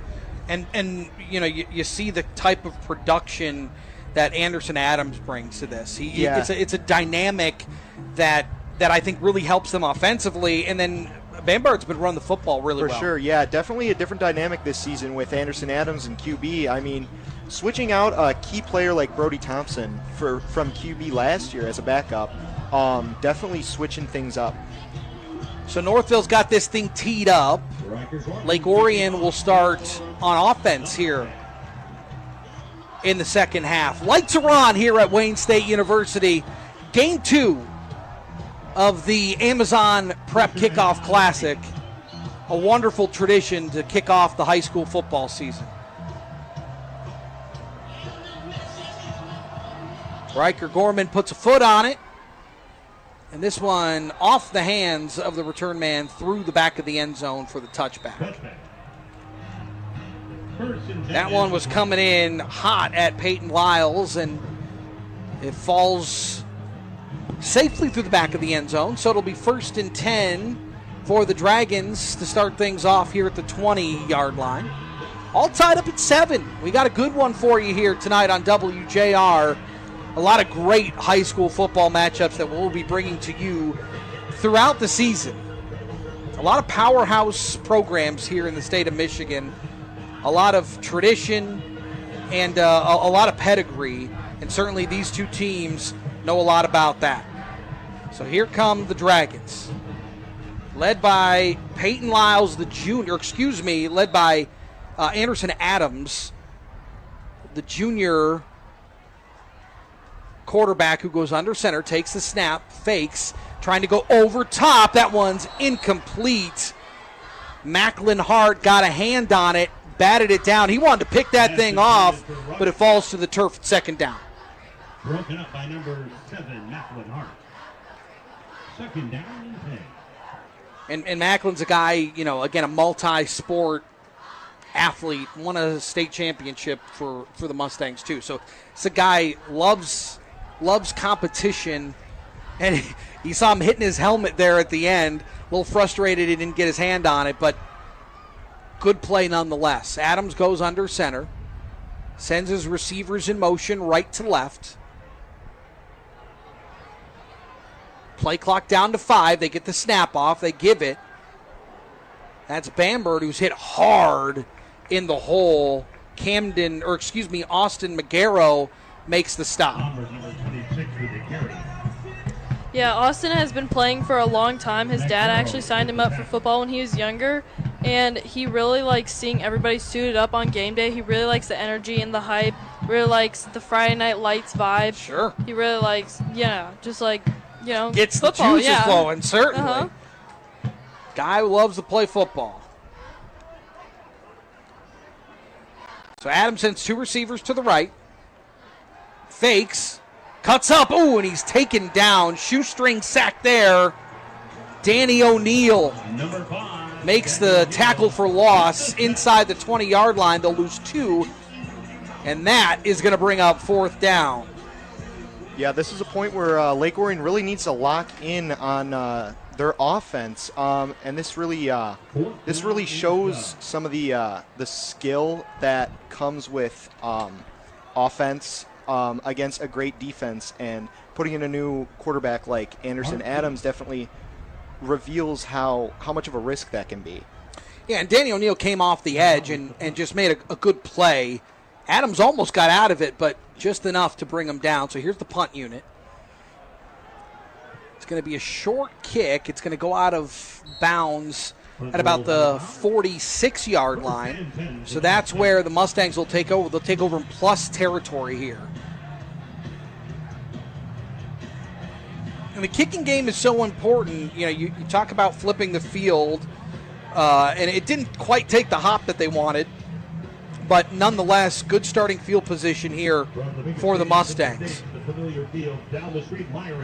You know, you almost look for guys like Cam Brown here, right? Feels like an opportunity to hit a pass over the top. He's to the top of this formation. One-on-one coverage to the outside. Durkic to the shotgun, fakes the pitch, finds the middle. He'll stumble forward for 3 yards. Well, they'll spot him, say his knee was down a little bit before that. So pick up a 2 out to the 43-yard line, and Durkic slow to get up. Still on the ground. Hasn't moved a whole lot. Looking at his right leg. Maybe a bit of a cramp there. Took his helmet off, taking a drink of water, so hopefully nothing too serious. As the trainer out, looks like just kind of stretching that hamstring, that calf on his right leg. But he hasn't moved. But he's moving around, drinking water, so hopefully that's a good sign. It's one of the really unfortunate parts of this game. The injuries certainly play a role. We talked about earlier Max DeFore and the ACLs that he's had to deal with. A pair of them, ACL injuries. Yeah, it looks like he just took a little stumble down, but hopefully it's nothing too serious. Yeah. Looks like working on that right calf, so they're looking at him. Let me ask you guys this. So game day, you know, in a situation like this is a lot of fun. You're kicking off the season on a college campus, college field. That's a lot of fun. But when you get home, right, you get to Northville, you get to Lake Orion, it's a big atmosphere. Everybody's excited. I always am curious, what is the concession of choice? What is the thing that you got to have? As Durkic able to walk off gingerly, they're going to take a look at him on the sideline. Let's see if they bring somebody else in here. What about Lake Orion? What's the must-have at the concession stand? You know what? I think definitely hot dogs. I mean, yeah, well-rounded staple food. Yeah. Everybody wants a hot dog, you know, and easy. They're just easy. They're convenient to get, you know. Yeah. It doesn't make a mess everywhere. Like, sure. You don't want tacos. All right, well, then let me ask you this, because this is very controversial. What do you put on your hot dog? Me personally? Yes. Ketchup and mustard. Oh, and you're a maybe ketchup raw guy, onions. too. Maybe raw onions. Okay. Too. All right. Your Meghan is appalled by this. What do you put on your hot dog? I don't even like hot dogs. Okay, really, fair so. enough. Fair enough. Hot dog, a must-have when you go to a Dragons game. 16, Grayson Harris at quarterback. All right, so Grayson Harris checks in.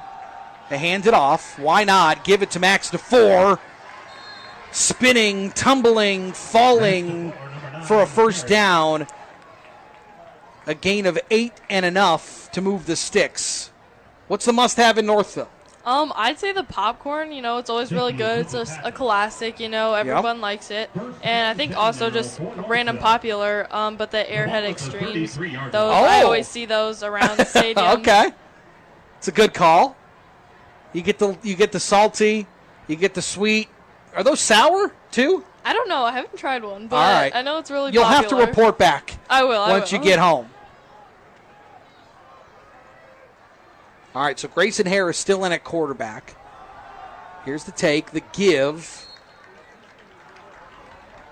That's Adam Sikowski on the carry. Pick up 2, bring up second down to the 31. So without Cooper Durkich, the dynamic changes a little bit.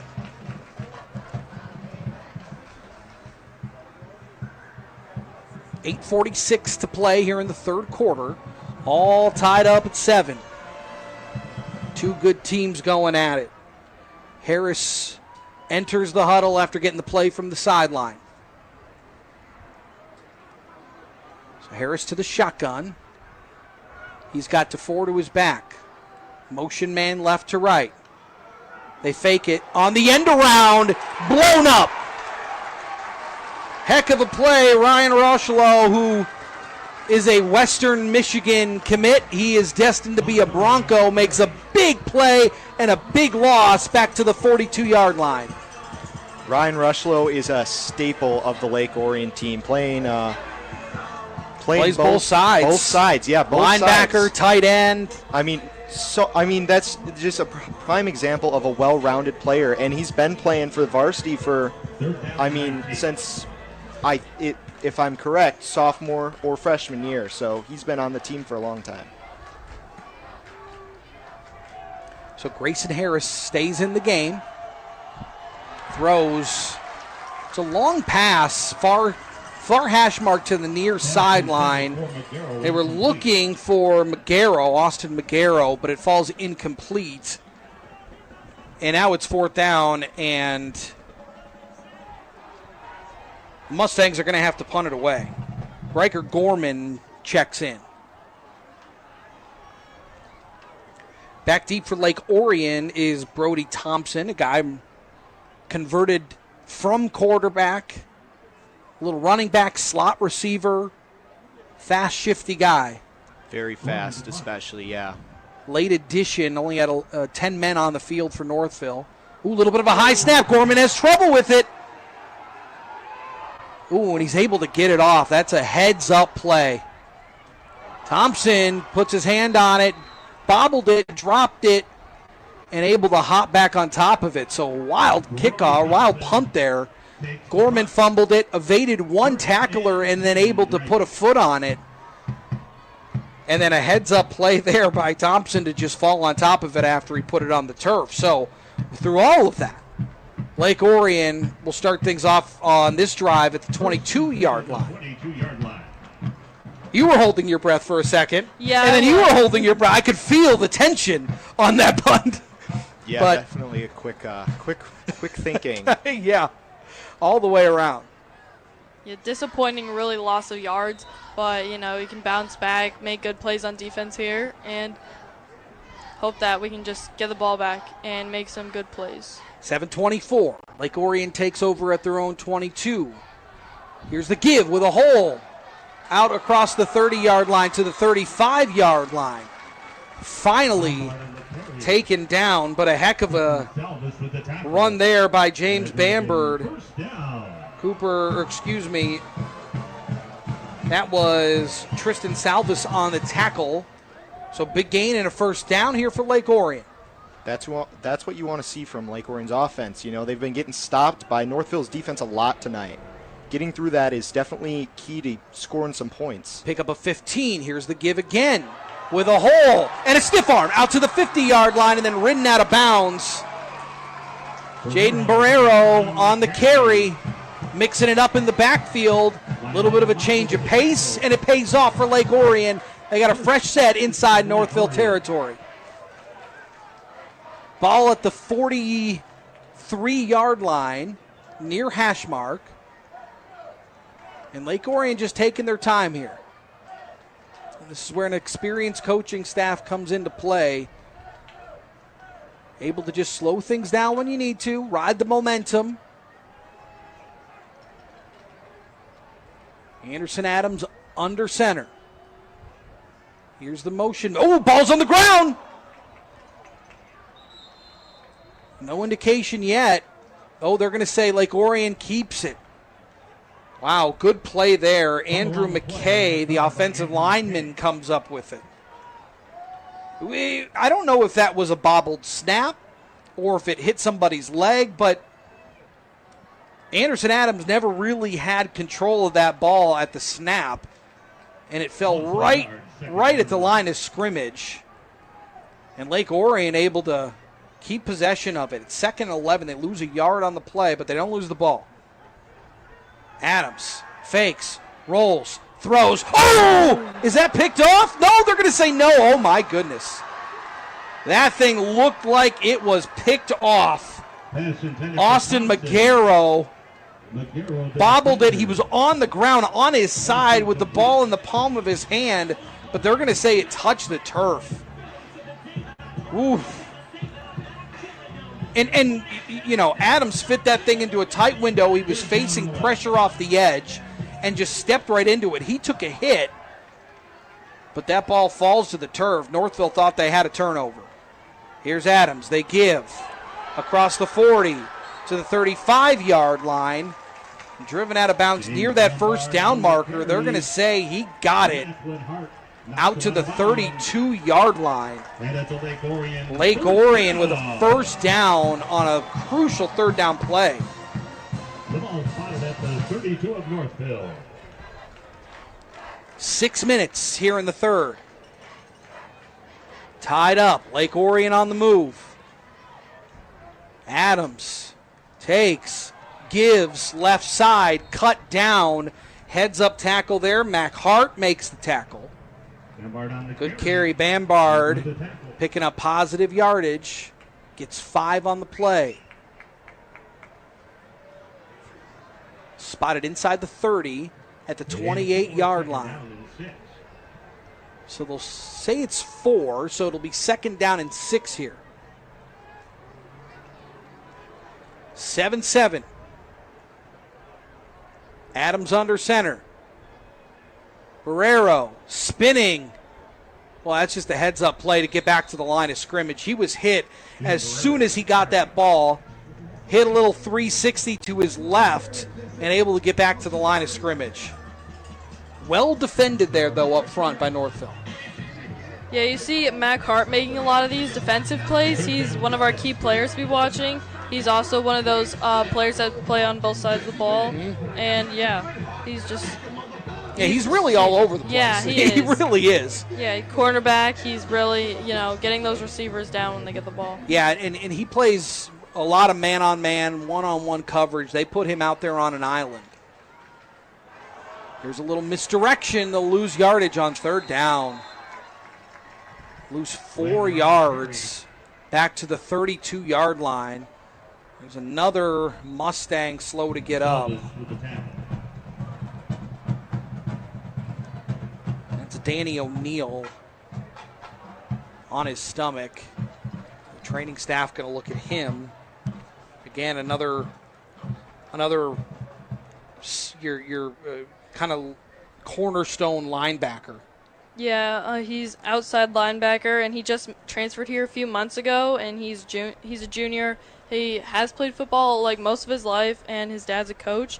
He has high expectations for himself this year. He told me he's just really excited to play here for Northville, but let's hope he's not too hurt on the field. Yeah, certainly. We're taking a look at him. He's moving his right hand, looking at that left arm. He looks like he's in a little bit of pain. He's sitting up now, which is obviously a good sign. But this defense has been, they have been playing a very physical brand of football here tonight, and that's required against the Lake Orion team. For sure. But yeah, you hate to see this. Looking maybe at that or that left shoulder.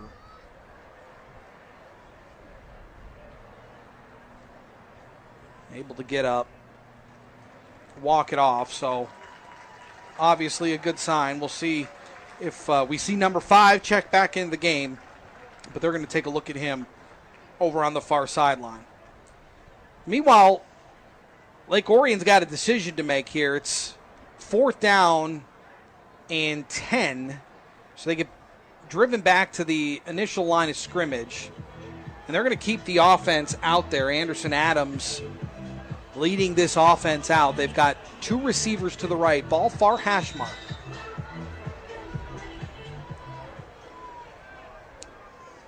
Adams under center, fakes the give, rolls to the right, getting pressured, and just throws that thing into the turf. Looking for Jaden Barrero, but there was nothing there, and they turn it over on down. So Northville, nice defensive stand there. Lake Orion's really struggling to capitalize on some of these calls that have been made recently, and these injuries too. Definitely struggling with getting some of that yardage that is really critical at this time. Really need to lock in on some of these passing plays for sure. A bit of struggling tonight with some of these passing plays, but you don't see that a lot for this team. And Northville's bringing some pressure, and they're having a hard time with that on the edge in particular. All right, so here's this Northville offense once again. Cooper Durkich back out on the field, so that's good to see. He had that right leg injury. We didn't see him the rest of that previous drive. He got injured on the previous drive. He's out for a few plays. So good to see number 14 back out there in the white. 3:40 to play here in the third quarter, all tied up. A defensive slugfest here at Wayne State. They send 2 receivers to the right. Durkich to the shotgun. Takes it. Rolling right. Looking. Got a man. Caught out at the 35-yard line. That's C.J. Bird on the catch.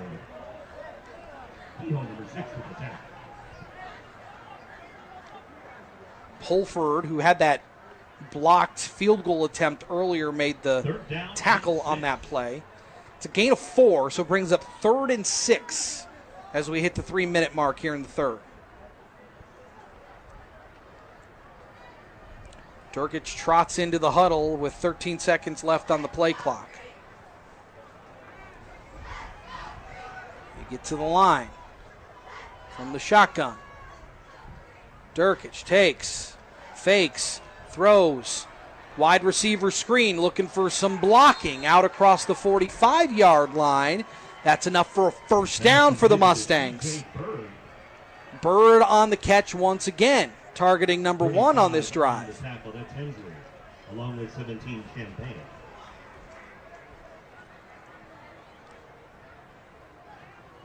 First and 10 for the Mustangs at the 46-yard line. So first down here for Northville at the 46.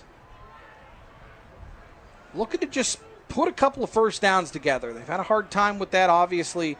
Durkich goes out, gets hurt, drive stalls, but they're moving the ball here. Near midfield. They go heavy up front. Durkich is going to keep it, trying to find some room. Nothing there. Flag comes in late. Durkich got back to the line of scrimmage to the 46. We got to check the laundry on the field.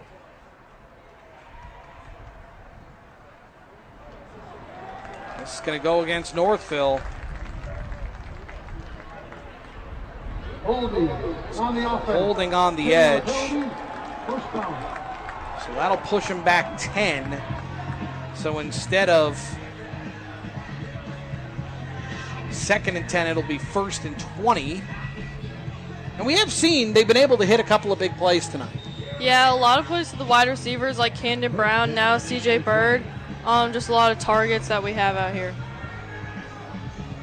We haven't seen as much max to 4 here in this quarter. I think it's because of some of the adjustments that they've made defensively for Lake Orion.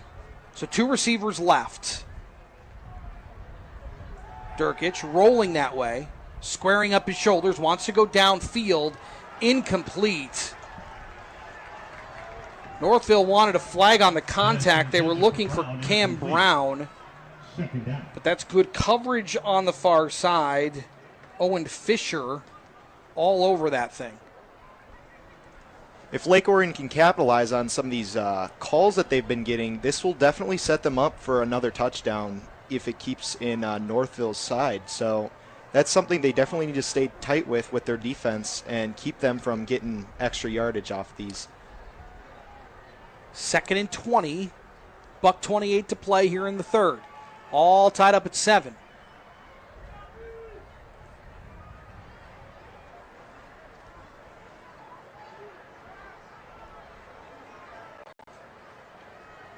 All right, they settle in. Durkic to the shotgun. Sends a man in motion. Takes. Fakes the sweep. He's going to keep it. Trying the left side with some space. Out across the 45 to the 50. And then taken down on the Lake Orion side of the 50. Taken down hard. He's going to be short of the first down. But it's going to be 3rd down coming up. It's a gain of 16. Check that, 17. So it's going to be 3rd and 3. Ball spotted at the 47. Under a minute to play here in the third. Northville not in any rush. They just want to get this thing right. 13 seconds on the play clock. They break the huddle.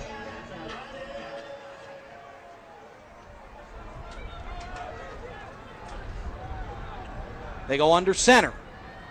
Durkic takes, gives, and a 1st down run from Max DeFore, still on his feet, inside the 35-yard line and finally drugged down. Big gain on 3rd and short, and the Mustangs are in business. Hensley with the tackle. Hensley makes a stop for Lake Orion, but after a couple of drives that have stalled out, this is exactly what the Mustangs needed. Yeah, we're seeing Max DeFore again out here playing. We haven't seen him get the ball past few plays, and so we're just hopefully making he can get some good runs, get a touchdown before quarter's over. And really good blocking up front by that offensive line too. So they do snap the ball before the end of the quarter. Durkic is going to take it. He'll rush left side for 3, and that's how the third comes to an end. All tied up at 7. Northville's knocking on the door. Stay with us. It's a good game. We'll take a break. More coming up on WJR. Don't go anywhere. Friday Night Football on WJR is all about tradition. This is SportsCaster.com. Have a dream to one day be a professional sportscaster? Love commenting on sports? Want to be the next great voice? SportsCaster.com is the place to make those dreams come true. A great sports broadcaster is able to capture the action. Down goes Frazier! Down goes Frazier! Amplify the drama. To the end zone! Touchdown Detroit Lions! Oh my! Create memories forever etched in our minds. A year that has been so improbable, the impossible has happened. Send shivers up our spine, make us leap out of our seat, scream at the TV, and even ask ourselves, did that really just happen? You believe in miracles? Yes! Now it's your turn to let your voice be heard. Once again, versatility, the word of the night for Anthony Battani. SportsCaster.com provides all the tools you need to produce your own content, create your own sports talk show, stir it up with sports commentary, and even take a shot at live play-by-play. Whether young or old, new to sportscasting, or a seasoned voice in sports, just sign up and open your own channel, create and upload your content, and show the world you know sports. SportsCaster.com. Now, we put the mic in your hands and put you in the center of the action. Michigan you need. The Drive to the Game. Sponsored by the National Electrical Contractors Association, NECA, and Window World Detroit. Once again, Chris Renwick. All right, 12 minutes to go in this one. Northville 7, Lake Orion 7. Northville with a drive here, looking at a 2nd down and 7. Ball spotted at the 28 of Lake Orion. Under center, Durkic. Calls for it, gets it, gives it, pushing forward. For a couple is Drew Musner. Musner, number 32 on the carry. It's positive yards. Gets him into a spot. 3 on the play, so brings up 3rd and 4. And I would think at this point, at this position on the field, probably looking at 4-down territory here. Yeah. So I would guess Brent Luplow, the head coach of the Mustangs, is saying, we're going 2 plays here. If we don't get this on 1st down, we've got an extra here on 4th down. So let's see what they drop here on 3rd and 4. Motion man right to left. They're going to keep it. Durkic pushes forward. Gets 3 to the 24-yard line. So now it's 4th and 1. And I don't think there's going to be any hesitation here. There is no movement on that sideline. Durkic is going over to the side to get the call from the coaching staff. There's a little bit of movement, but I don't think they're going to send the kicking unit out. It's 4th and 1.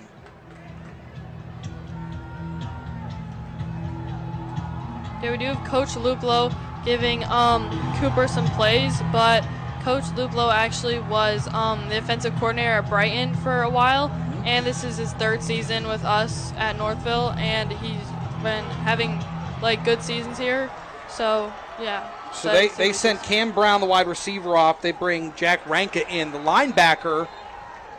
And here's a push up the middle, and that's enough for a 1st down. The give to Max DeFore pays off, picks up 2, and it's a 1st down for the Mustangs. They needed 1, they got an extra for good measure. Not something you want to see for Lake Orion, getting real close to their touchdown zone, Northville. Definitely scary territory, especially with how close this game is. I mean, to be fair, this defense has really bowed down for sure in the red zone today. They've played really well when they're dealing with a short field. So right to the line, under center, Durkic. Rolling to his right. Throwing, side, got it. Inside the 10. 1st down. CJ Bird on the catch. Great route, great throw, great sell on the fake inside. And now the Mustangs are in business at the 8. Are you holding your breath yet? Yeah, we've been seeing CJ Bird a lot the past half, and I think that he can help us score.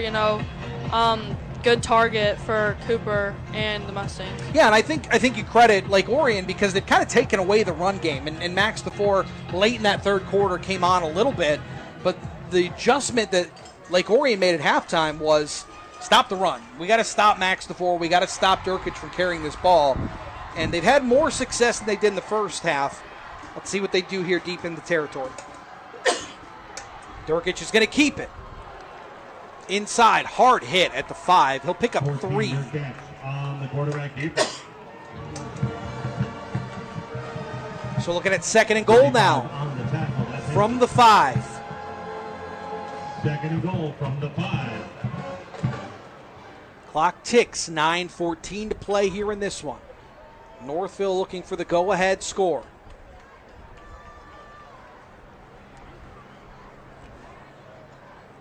Durkic enters the huddle with 19 seconds on the play clock. They break. Max DeFore in the backfield. Durkic under center. Motion man left to right. Takes the snap. Here's Durkic on the keeper. Lowers his shoulder at the goal line. Oh, just short. Pick up a 4. They're going to say he's down at the 1. On the quarterback keeper. Again, he sells that handoff so well. It buys him just a couple of extra steps when he tries to get along the edge. It was good blocking up front, but the Dragons able to bring him down at the 1. So it's 3rd and goal from the 1.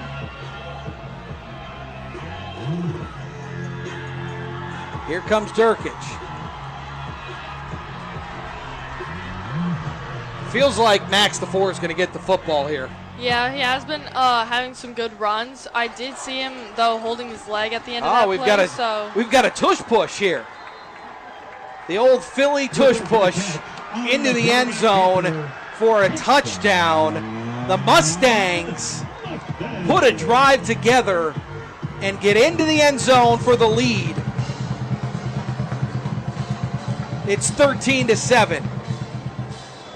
Cooper Durkich dealt with that injury in the third quarter, came back, led this really methodical drive, and they get into the end zone.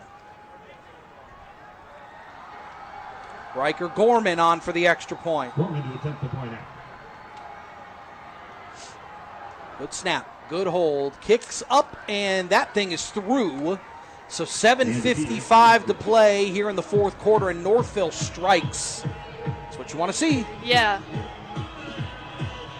Now, on the other side, again, I would not say that Lake Orion, let them walk down the field. No, right? A couple of big conversions here on third down for Northville, but defensively, not a bad outing. Offense got to pick them up now. Yeah, for sure. Offense really needs to pick it up, especially too close of a game to really kind of plateau with their quickness. Mm-hmm. But we've seen Anderson Adams put together those same kind of methodical drives throughout this game. Yes, for sure. So we know that they're capable, and they've got the weapons offensively. For sure. You got to make sure up front you're putting helmets on noses, right? You want to make sure you're putting those blocks in. But they've put these drives together throughout the day today, so no reason to think that they couldn't do it again. Yeah, definitely. So Gorman's going to tee this thing up. Back deep for Lake Orion, Owen Fisher and Peyton Lyles.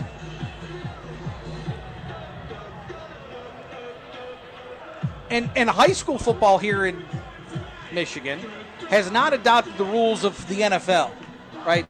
So this is your traditional style of kickoff here at the high school level. Gorman kicking off. A little bit of a hesitation there by Gorman, collects himself and gets this thing away. Line drive kick. It's going to be fielded by Lyles.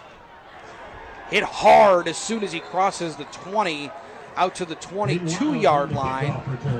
That's a big hit by Tristan Salvis.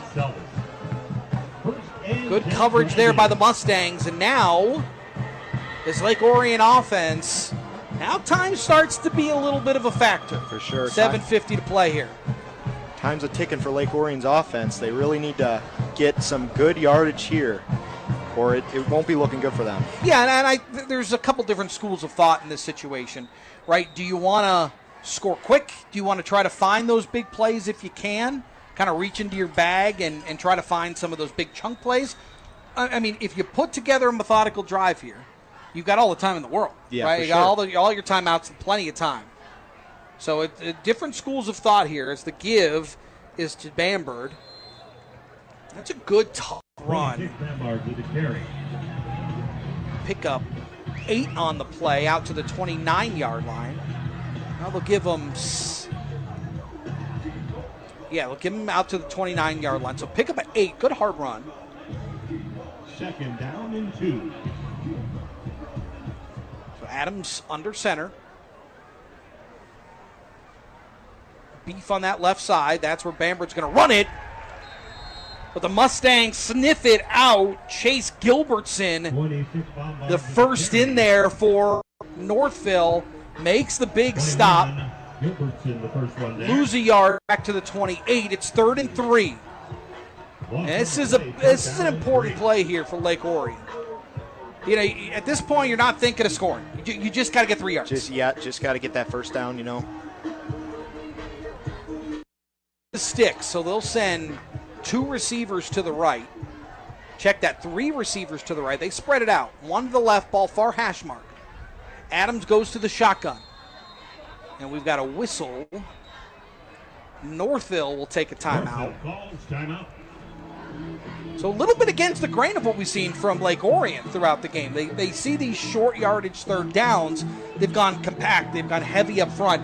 This time they spread it out. Yeah. And Northville wanted a timeout. They didn't like what they saw. Yeah. Yeah, got to change it up. So, 6.5 to go. Northville up 14-7. How you feeling? I think we're good. I think that we can try and hold on, and even if we, like on the next drive, we can try our best to score again, but I think that we can hold on to it. You know, defense has been looking good. Like with our safeties and our linebackers, I think we can make a stop to Lake Orion. Yeah, I mean, I'm impressed with Northville and their kind of back-end play. Their DBs have been really good today, but their front seven has been really good. Mm-hmm. They are very much reading their keys, staying fundamental, and here mixing things up a little bit with the 3-down linemen. They're going to bring pressure. Here comes 5. Trying the little bubble screen, and they're not going to make it. Wow, heck of a play. Macklin Hart, he has made an absolute impact tonight. And that's not what you wanted to see out of Lake Orion there. I'll tell you, it was actually blocked well down the field. But you got to give Hart a little bit of credit. Shed the block late and then made that tackle around the ankles. But it was actually very well blocked on the far side. For sure. Yeah, definitely hearing of Mac a lot this game. It was one of our key players. Quarterback and defensive back. He's really, just real agile, Here's the punt. Good one, end over end. And that's going to take a hard right turn at the 48-yard line in Northville. So they'll start with good field position at the 48. So now the dynamics change again. Under 6 to play, down 7. Lake Orion needs to stop here. Yeah, if Lake Orion can keep up their defense like they have all game, I think they'll stay pretty solid with this. They shouldn't, hopefully, they shouldn't give up too much yardage on this and send them in for another touchdown, which would not be good. A lot of impact players on this defense here for Lake Orion as this Mustangs offense trots out. Northville up 7, 5:46 to play, starting this drive at their own 49. Under center, Durkich. Calls for it. They give it to the up man. That's Drew Musner.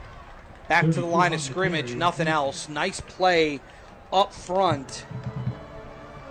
Dylan Lindbergh. That was Samuel Buchanan just eating up that space up front. If Lake Orion's defense can keep up like that, they'll be in great territory. And again, now Northville not in any rush here. Now it's a time game for Northville. If they can convert here, pick up a couple of first downs, bleed this clock down, they'll feel pretty good. Even if they don't come up with points at the end of this drive. But Durkich under center. They're going heavy. They're going to give this to, that is DeFore on the left side, finding some space. That clock's going to continue to run, didn't get out of bounds.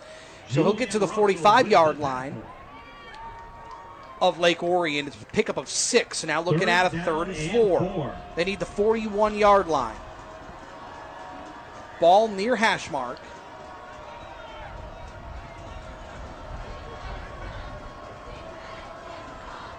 Here comes Durkich. They're going to have to hustle up with this one. He's not even in the huddle yet. 8 seconds left on the play clock. Yeah, they're going to have to call a timeout. That's where coach is going, and he makes the call. They didn't even get to the line until 1 second on the play clock.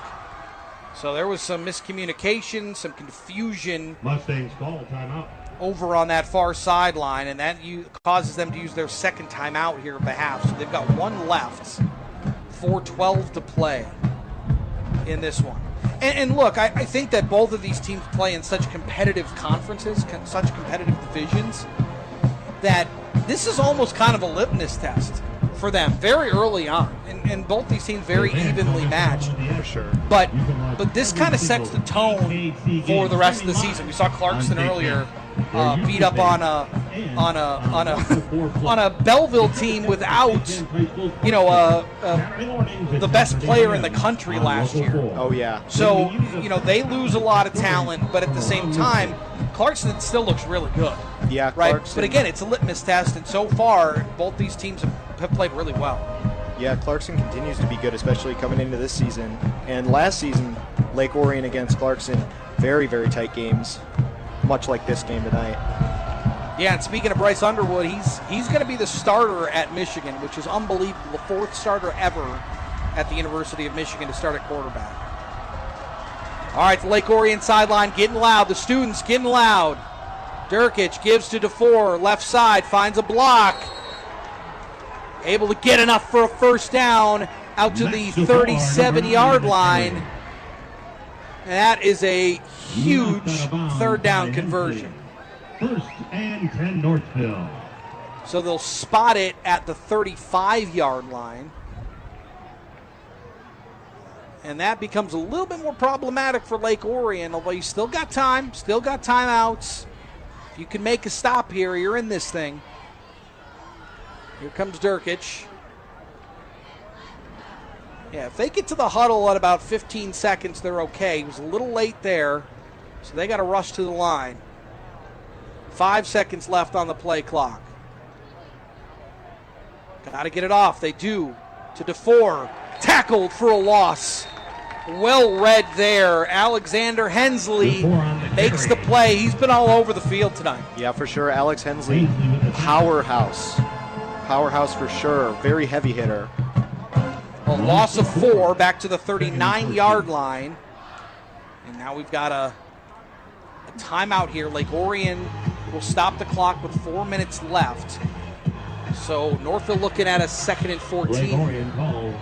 I think that if we can continue to just keep running Max, I think, he's been making lots of yard gains on this drive. I think he can continue to do that. And also with Cooper, he's also running the ball a bit. I think if he can continue to do that as well. Yeah. And then also, there has been some good throws to CJ Bird as well, try and keep that up. And then I think if within 4 minutes, I think that they could hopefully reach the end zone. Yeah, and now the decision that Northville has to make is, what do you prioritize, right? You throw the ball, and it's incomplete, it stops the clock. If you run the football, maybe you make Lake Orion burn another timeout. Makes things a little bit harder. So this is where you get into the chess match late in games. It's why when you have experienced coaching staffs, it really, really helps when you're trying to manage this game. But they're going to spread them out. So DeFore stays in the game at running back, but they got 2 receivers to the right, 2 to the left. Ball near hash mark. They're going to throw the football. Durkic throws incomplete. Looking for CJ Bird. So that's going to stop the clock. 3:57 to play, and it's 3rd and 14. So this is exactly the position Lake Orion wants to be. Yeah, for sure. Lake 3rd Orion. and long. Clock stops. For sure.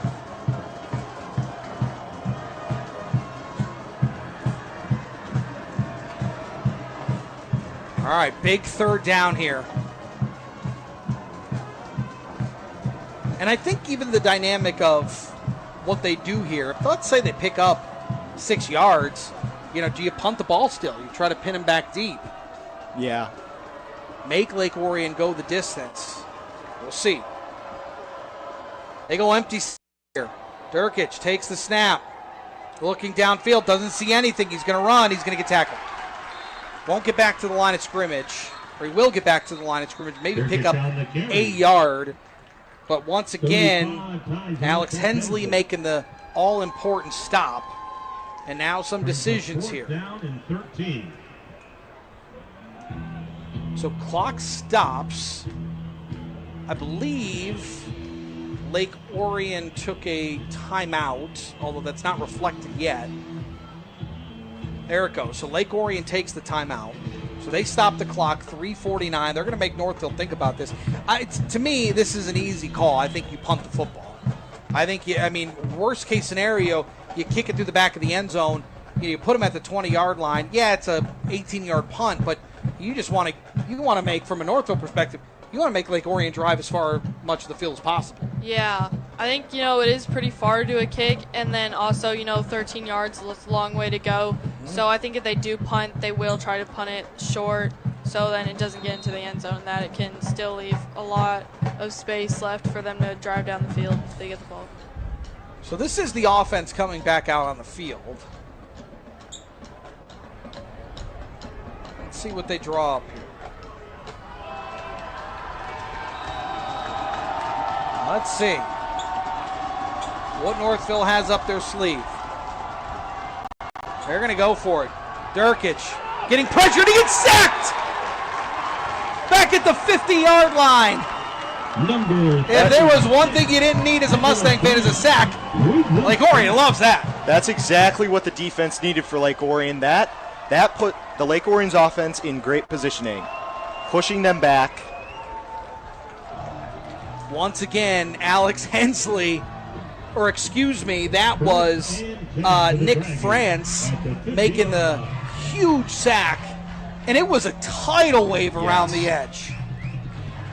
It was all green jerseys in Durkic's face. Yeah, great play there. And now, again, wild dynamic shift, because Lake Orion starting this drive at the 50 with 3:45 to play here in the fourth quarter. They got a timeout in their pocket.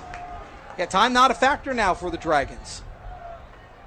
All right, Anderson Adams back out on the field. This time they give it up the middle. That's Barrero picking up 4 into Northville territory at the 46-yard line.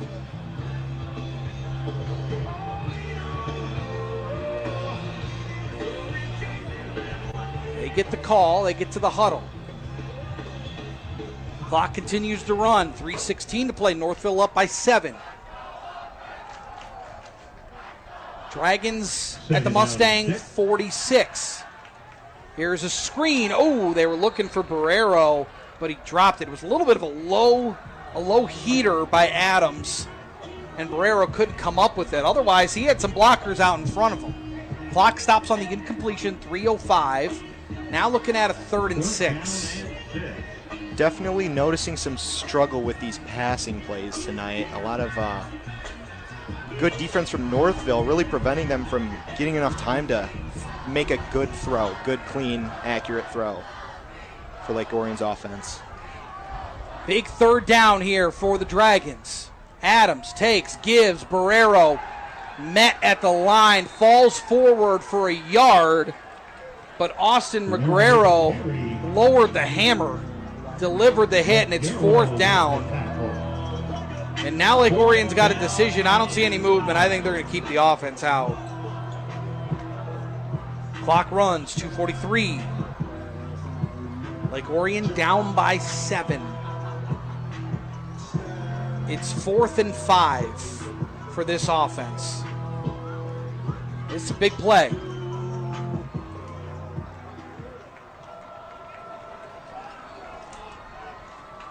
Adams to the shotgun, takes, looking, throwing across the field. He's got his big tight end for a 1st down out across the 45, or excuse me, the 35 to the 34-yard line. And that, the big physical Ryan Rushlow on the big catch across the middle for a 1st down. Definitely high risk, high reward with going for it on 4th. 4th and 5. 2 minutes to play.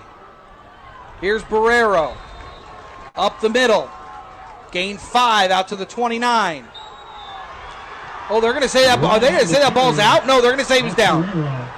They're going to say he was down. The players don't see it yet. They are celebrating because Chase Gilbertson came up with that football, but they're going to say Barrero's down. So they keep the clock running. The clock stopped. Now they wind the clock. $1:47 to play. Inside the Northville 30. Adams under center. On the little delay. Up the middle. To the 5, to the 10, to the 5. Spinning near the goal line. 1st and goal. Big run. James Bamford. 26. exactly what Lake Orion needed in this offense. With this amount of time left, if they can push another touchdown and an extra point, they'll be in much better positioning than where they're at right now. Out to the 3-yard line. Big chunk run. Great blocking up front. It's 1st and goal from the 3. Adams under center.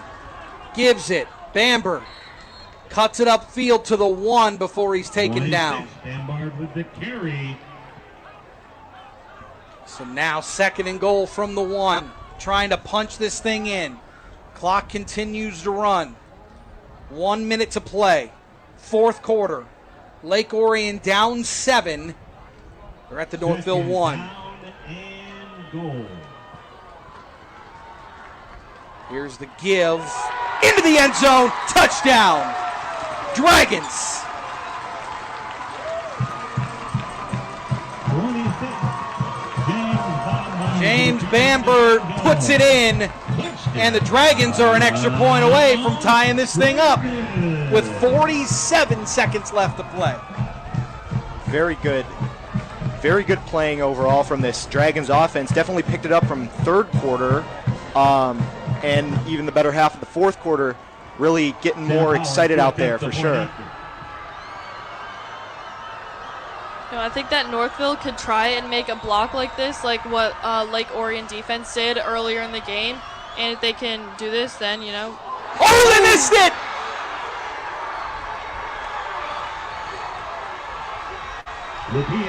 I think they got a finger on it. Not at all what you wanted to see. This is what Northville fans want to see. How about that? Yeah. You called it. You called it. Wow. Oh, my goodness. After an incredible drive, 5 minutes, they burn down the clock, they get into the end zone, and Northville makes an unbelievable play on the ball, blocks the extra point attempt, and they hold on to their lead. It's 14-13 with 47 seconds left to play. Yeah, if we can try and stall a bit and just continue to move the ball down the field, but also try and cut the time down and just try and keep the score where it's at, I think that Northville could pull it off. Wow. Definitely very, very close. I mean, we have seen some wild stuff in this opener. I mean, look, I said it earlier, these two teams are evenly matched. Yeah. They play the same brand of football, smart, hard-nosed, physical football, and we're only separated by a point with 47 seconds left, and now we're going to get an onside kick attempt. So it's got to get 10 yards before Lake Orion can grab it. Here's the kick. Takes a hop! Lake Orion's got another one! Oh, my goodness. Oh, my God. That took the perfect hop. It hopped right over a Mustang's hands into the open field. Wow. And Lake Orion picks it up. They are going to have the ball in prime territory. Now let's see where they spot it, because they may have stepped out of bounds. I couldn't see who picked it up. Now, I thought they got to about the 30-yard line. Let's see where they spot it. Looks like they're going to spot it at the 37, or excuse me, the 37-yard line.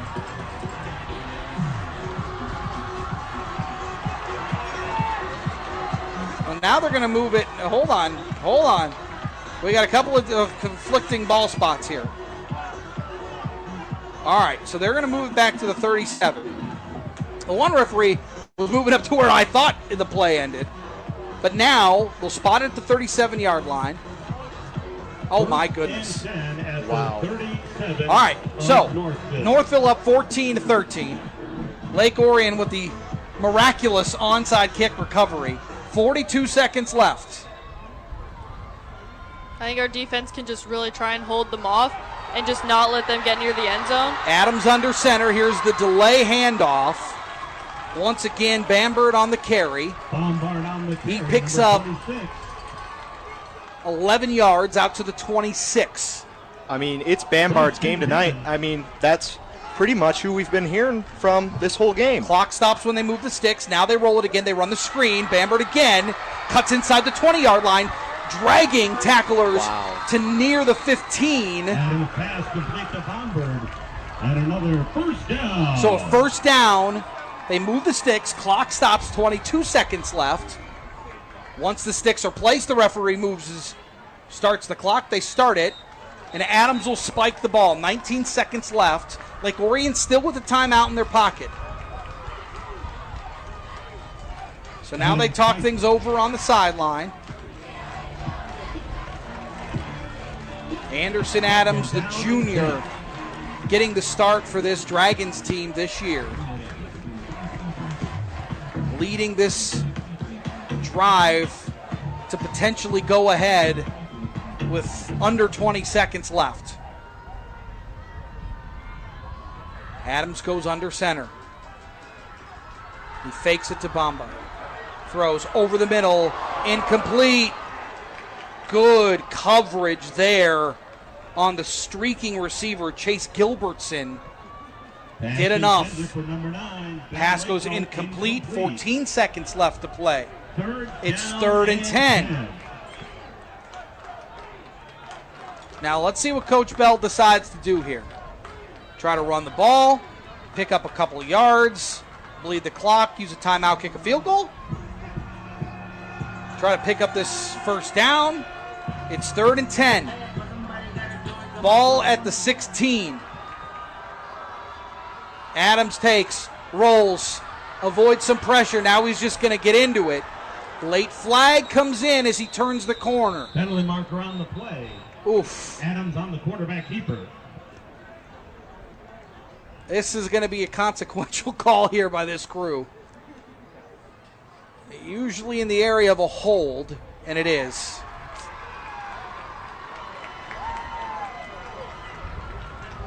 So that'll complicate things a bit here for the Dragons.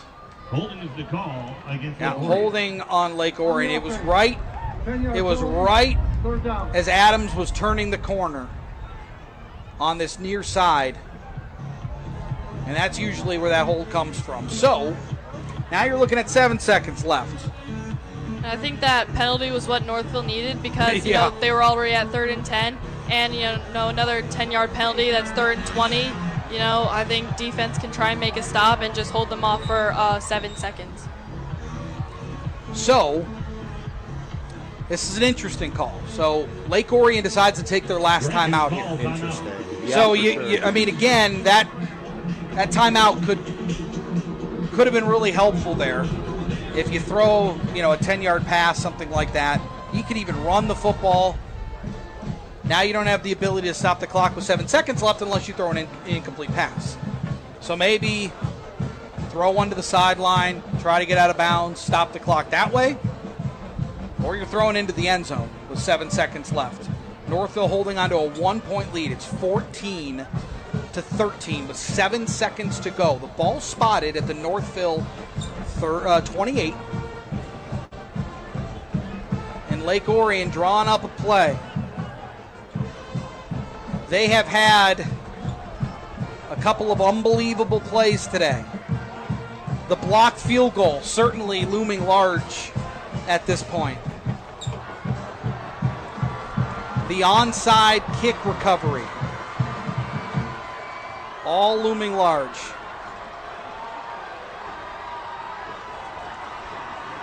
It's 3rd and 20. 7 seconds left.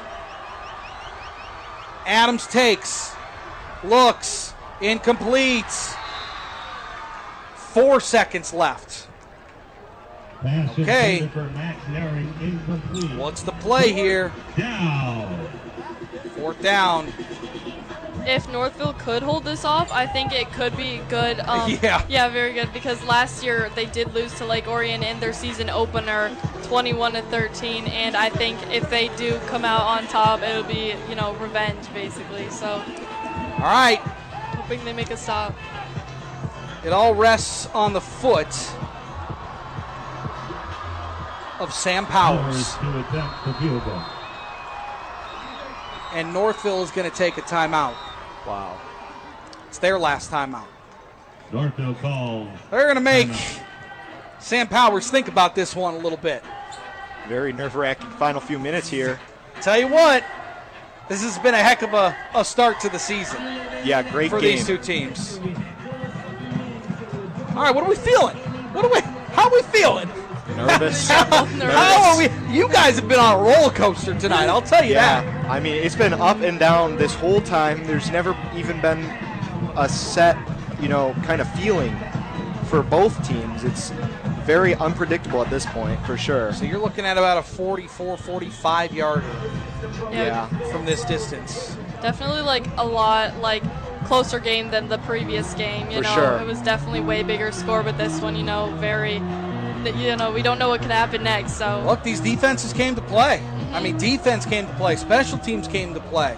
Yeah, defenses on both sides have been doing phenomenal tonight. Yeah, I mean, we've had no turnovers. Yeah, no turnovers. This has just been a good, hard football game. Okay, so now we change things up. Now the offense back out on the field.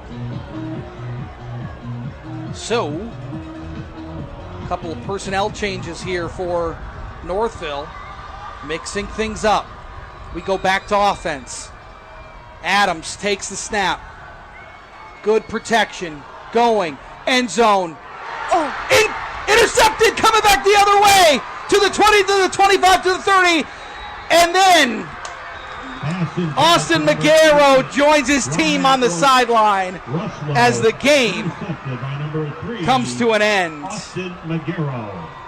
Northville wins it 14-13. Unbelievable football game. Ryan? Ryan in stunned disbelief. Feelings? Disappointment. Yeah, that's a tough one. Disappointment. For you? I'm Meghan? shocked too. I actually thought that the Lake Orion guy caught it, so I was really scared at that moment. But then, I'm very happy now. Unbelievable start to the football season for these two teams, for these two programs. Ryan Simons, thanks so much. Yeah. Really appreciate it. It was great to have you up here. Yeah. Wonderful job tonight. Yeah, excellent experience. And Meghan and Brady, thank you. Great you job too. Tonight. Great job. No sweaty palms, right? No sweaty palms. Very good. Very good.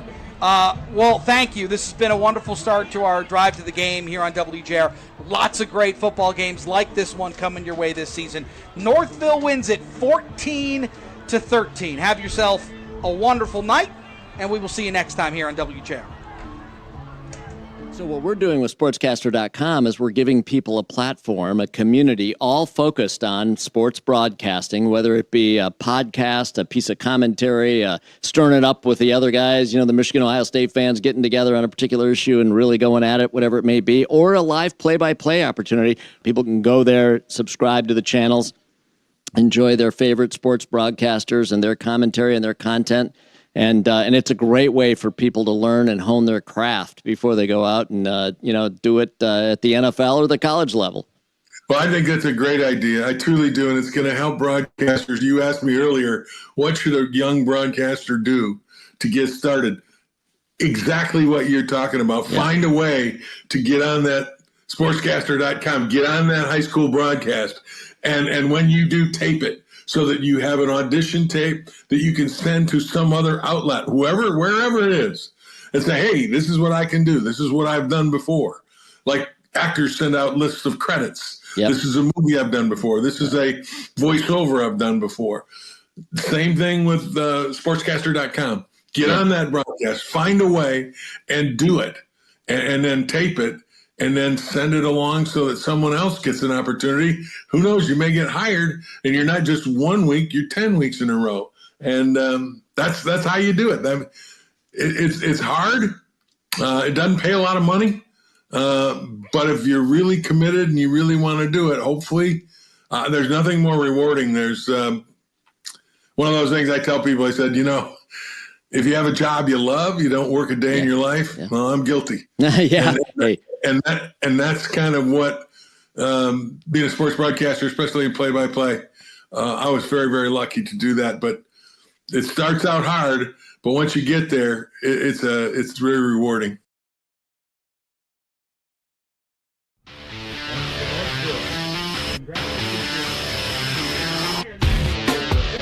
And welcome in, everybody, to the post-game show. We just wrapped up all the action here on Drive to the Game, presented by SportsCaster.com and WJR. A thrilling end to the game, a stalemate happening for much of the second half, but ended in drama. We'll break it all down for you here on the post-game show. My name is Giovanni Moceri. Happy to have you with us. I will soon be joined by my co-hosts Lyric Sloan and Taryn Fritching. They're over on the field right now fetching our interviews that we'll have here on the post-game show.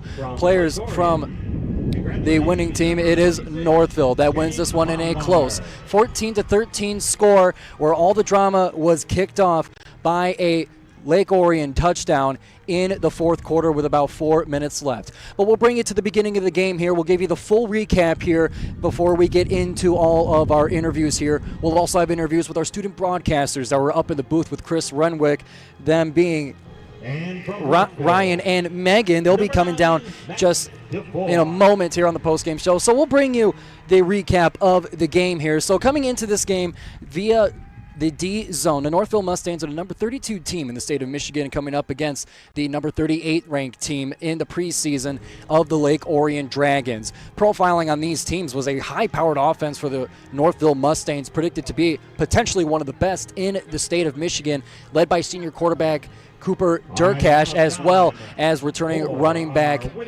Max DeFore. They had plenty of action throughout the game here. However, the scoring was kind of hard to come by as the hard-nosed concrete blocks of the Lake Orion defense came to shine and really made this game a grinder. But we started off in the game. It was the first drive of the Northville Mustangs where they marched down the field in a combination of an aerial attack and ground attack by Cooper Durkash, as well as the accompanying ground attack from Max DeFore, led them all the way to a touchdown to get an early 7-0 lead. And the Lake Orion offense had their struggles against that Northville defense. As we're welcoming in our student broadcasters to the booth here, we'll get them set up, but we'll keep going here.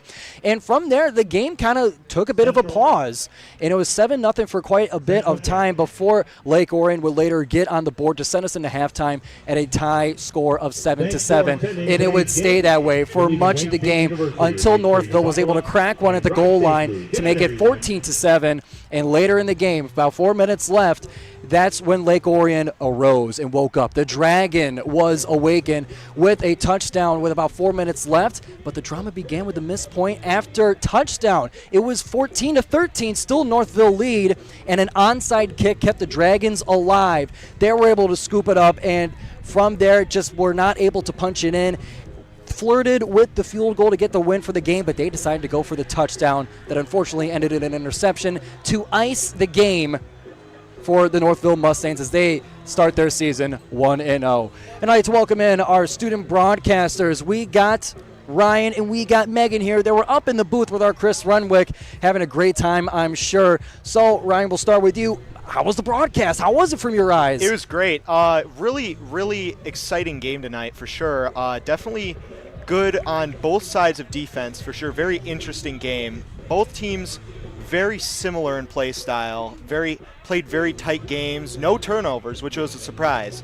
We got close here for some turnovers, but nothing major. So until that final play with that interception, which took us out of the game, unfortunately, which was an unfortunate loss. Now, Ryan, you being a senior from Lake Orion, that one had to especially sting. Yeah. But the rush of the end of the game, that's what football's all about. That kind of end scenario, and it had your heart racing throughout there. Oh yeah, heart racing up until the last few minutes for sure.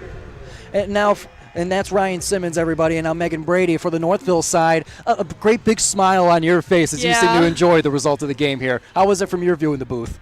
It was really exciting. I've never done something like that before, but it was really cool to have a bird's eye view of the game, especially up in the booth.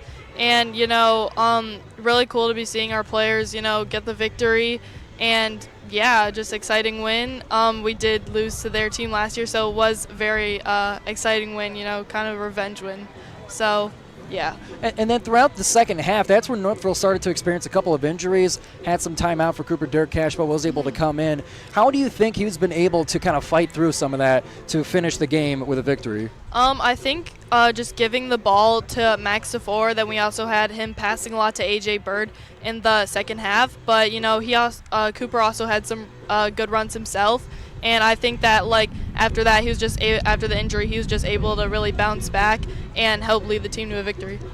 And now for Ryan, for you, luckily for the Lake Orion side, relatively healthy. We didn't see too many game pauses due to injury in that. So honestly, for week one, that in and of itself is a victory. But from what you saw from your Lake Orion Dragons, they stood tough against a Northville offense that has aspirations and projections of being some of the best in the state. The defense really played well to hold them to just 14 points. Yeah, defense was very, very strong tonight. Some very, very well-rounded defense this season especially will definitely help us in upcoming games for sure. I mean, they had lots of good blocks and real good tackles for sure. And now I want to bring it to your Hall of Fame head coach of the Michigan Football Coaches Association Hall of Famer, class of 2022, Chris Bell, your head coach. The experience that he has, how important is it for a team, especially with new senior leadership from this year's squad? I guess veteranship is what you could call it. Yeah.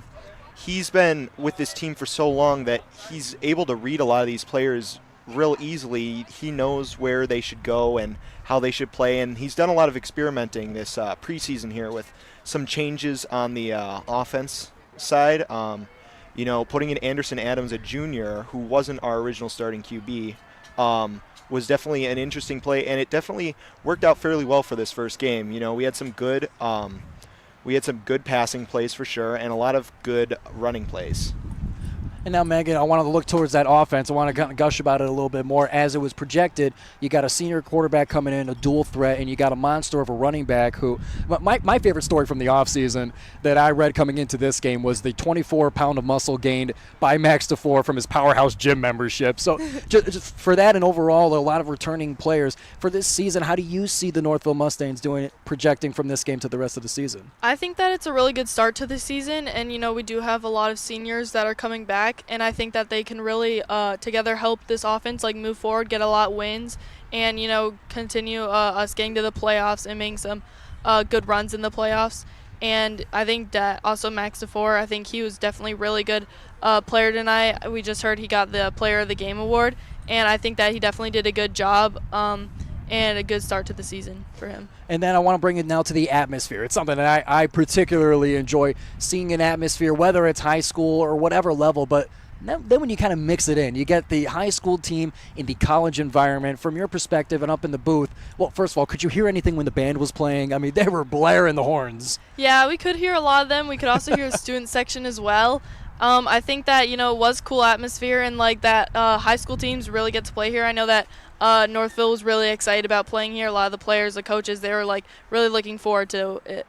Yeah, we were surprised to see the away section packed with Mustang fans. They've traveled pretty well, as well as the Lake Orion fans. And Ryan, we'll get to you as far as the atmosphere, but your fans travel, it looks like. Yeah. It's pretty far, but I didn't think that we would have that much people out tonight. But, I think we did have full student section, not full student section, but you know what I mean. Mm-hmm. A lot of people here to support, and I think that that's really great of our school to come out and come all this way to Detroit and help support our team in this win. And now, Ryan, for the Lake Orion side, the crowd grew as the game went on. Despite a few Northville Mustang fans strutting their stuff in the crowd, it was still a great atmosphere tonight. Oh, yeah, for sure. The electricity in our student sections for all of our games definitely provides a big morale boost for many of these players, and sometimes that adrenaline that you get from that morale is what changes the tides of a game. Having a good student base to cheer you on really pushes them to work harder and do better every single game. And now I want to bring it to a general point here. I mean, this is just the beginning of the high school football season, and I want to bring it to a general point about high school sports and how important. I personally believe how important it is to have competitions like this, to have students participate in sports like that. So, Ryan, I'll start with you. Why are high school sports so important? I would say it's the social aspect. You don't necessarily have to be the best player on the team, but the morale you get from players hyping you up or coaches teaching you and just improving with you overall really adds a sense of pride in a lot of these players. And you see it in almost every sport where a lot of these players are being hyped up by their student sections, their coaches, their teammates, and it just, like I said, pushes them to do better every single game and work harder when they're not even in practices, outside of practices, in the gym especially, is a really good place for people to go and really work on themselves. And when you work on yourself, it helps everybody overall sometimes. And now, Megan, for you, why are high school sports so important? I think just everyone learning how to play sports, I think lots of opportunities come up. High school sports offer like a ton of different options. Sometimes you can't play some sports like for clubs, they don't have clubs. But I think like football is really important. Them like getting ready for them to play at college level if they're preparing to go to college.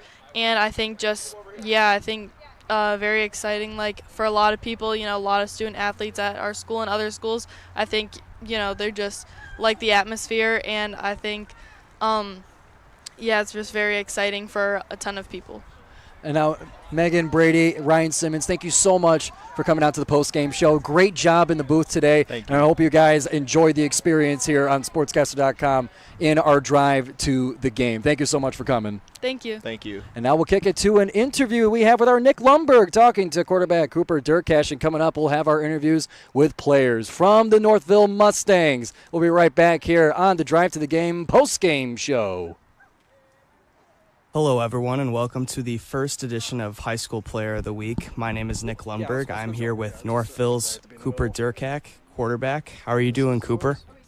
I'm doing good. How are you, Nick? My first one for you is that you have received some college interest over your high school career, and I was wondering what that exactly meant to you to receive interest from these local college programs like Adrian and Alma. Yeah, so over the summer I've been going to these camps and talking to coaches and seeing that they have interest in me and getting these offers. And it's been boosting my confidence and it's giving me a kind of a new look going into this new season, knowing that these coaches at this new level of football have trust in me and think I'm a good player. So, it has a lot of confidence, and I think it'll make me a better player going next season. And what have you been working on this summer to kind of grow your game and stand out as a quarterback on the field? So last season I was kind of like thrown into the mix of things, and this season I'm kind of working on being a better leader and being a more vocal on the field, which I think I can improve on. And I've been improving in that. Been starting like the weight room when we had off-season lifts and summer camp. Try to be more vocal, a better leader, and just physical attributes like working on my footwork and improving my arm mechanics as well. And you mentioned that you were kind of thrown under the fire last season. You jumped in about a couple weeks into the starting role. What is kind of different about this year that, you're going to be starting full-time rather than kind of just, jumping in there without much expectations? Well, different from last year. This year, I know I'm the guy. I know I'm going to be the starting quarterback. So it makes me more confident knowing going into the season I'm going to be the man. So now I'm kind of just like using my tools and just going around, just act like just being more, honestly, just more confident. So. And going into your senior season, what are your personal goals this is your last year of high school, wrapping up your career there at Northville? One of my biggest important personal goals I have, I want to throw for 1,000 yards as well as rush for 1,000 yards. And I also want to be all state this year. So, if I get those, it'd be pretty cool. But that's what I'm aiming for. And when you first started playing, who exactly got you into football? Was it your family? Was it your parents, your friends, anybody like that? Probably most of my family. Growing up, my whole family is Michigan State fans, and I'd go to the games and we'd watch it on TV.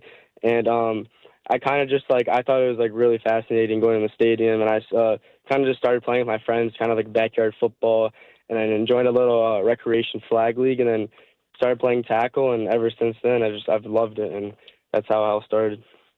And obviously, your senior day will be approaching this fall. Do you think that's going to be emotional for both you and your family, the people who got you into the game of football?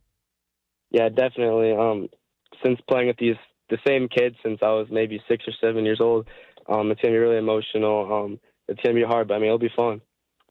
And on the field, as a quarterback, you obviously run the offense and throw the ball, but you also have shown prowess as a run threat. What do you think you bring to the team this year with that sort of dual threat mentality? I think on the defensive standpoint of things, I think it's really hard going up against a quarterback that can not only throw but also run the ball. So I think that brings a lot of tools to my toolbox, and being able to run while also throwing makes you just a better player, and I think it's harder to scheme against. So I'm really looking forward to it. And you had a successful year last year when you started leading the team as the starting quarterback. You earned an all KLAA first team selection. How are you looking to kind of carry that successful momentum into this season? Definitely. I mean, obviously, being a little successful on the field last year, it's going to lead momentum. And this year, gonna just honestly just only up from here, just trying to improve what I did last year and just become a better player, and just look on the little things of what I can do better to vastly improve my game. So, yeah. And for the last 2 seasons, you guys have made the playoffs and gotten some good playoff experience.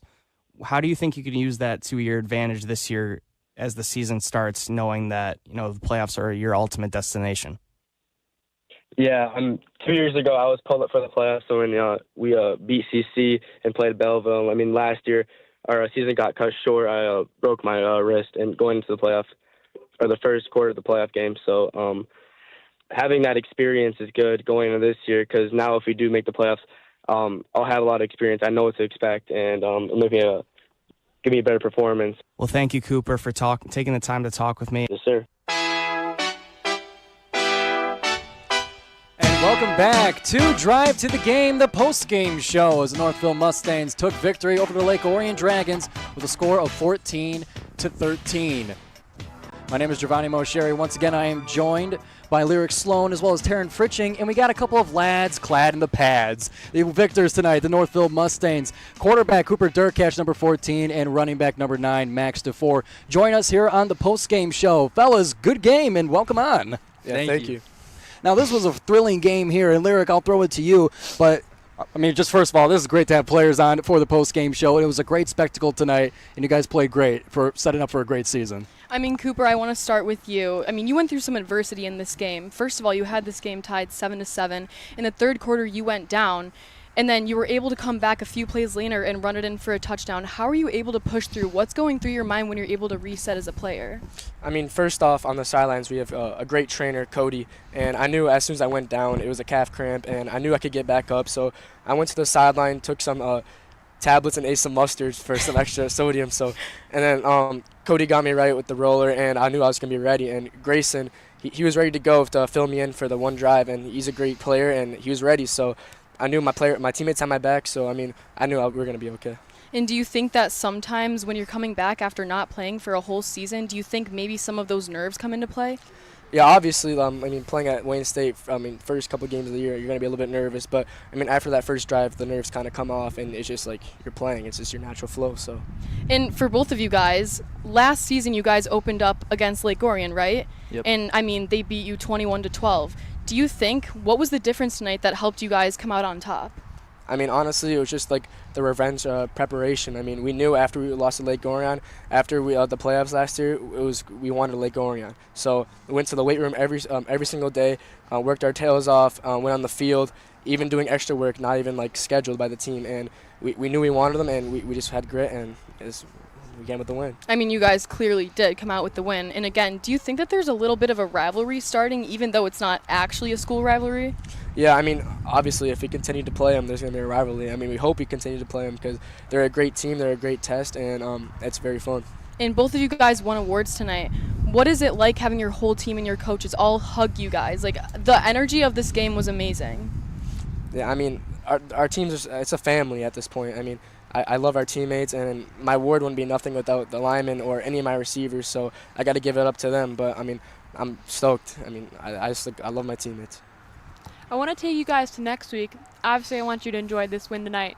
But you guys play Plymouth next week, and you're not at home, I believe. Is that correct? I think we are at home. Yeah, we are. are You at home? Yeah. Okay. What are you going to do to prepare for that game next week? I mean, just same thing. I mean, we're going to go to practice. I mean, first we need to rest up a little bit because we're a little bit banged up right now. But we're going to go to practice and keep on doing the same thing we do every single week and prepare and just focus on Plymouth, watch film, and we got them next up. Okay, Max, I want to tell you, I noticed that after you were doing all of your other interviews, you went and gave respect. You didn't even have to give respect to 2 Lake Orion players that were coming across the field. How do you do that as an athlete? Is it your coaches that implement those skills? Is it your family, or is it really just yourself and your bones? I would say it's mainly my family because they've always raised me to be like, just always give respect to others, and especially those 2. They were both linebackers at Lake Orion. They gave it their all. I mean, I had to block them the whole game. I had to run against them the whole game, and I can sit here and say I'm beaten up, and they did a very good job. Well, it was really good, and I really respect that. All right, Max, one question for you. I've heard about your offseason. I've heard about the changes in effort made to improving your body. I've heard 24 pounds of muscle added on the offseason. That kind of offseason dedication and preparation, that ain't easy. Do you think it's paying off so far? I mean, I do think it's paying off, but I still got a few things I got to work on because, I obviously want to improve my speed because there was many times there that I could have easily broken away and I just got caught.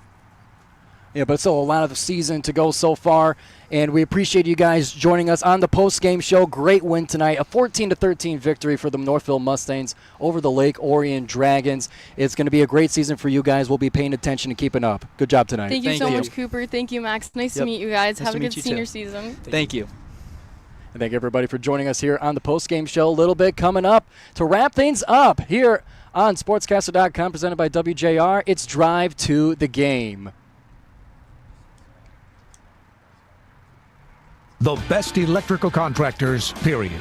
The National Electrical Contractors Association of Southeastern Michigan member contractors are the best in the business, providing electrical and telecommunication services throughout the region for commercial, public, industrial, and residential projects. NECA Contract 100 years. And they're proud supporters of the communities where they work and live. Put their experience and expertise to work for you. Find a NECA contractor at smcneca.org. Friday Night Football on WJR is all about tradition, pride, and supporting our local schools. And at Window World, we believe in those same values. Whether it's windows, siding, doors, or gutters, families across Michigan trust us to deliver quality and value. And just like these athletes give it their all every week, Window World gives our best with lifetime warranties and financing options.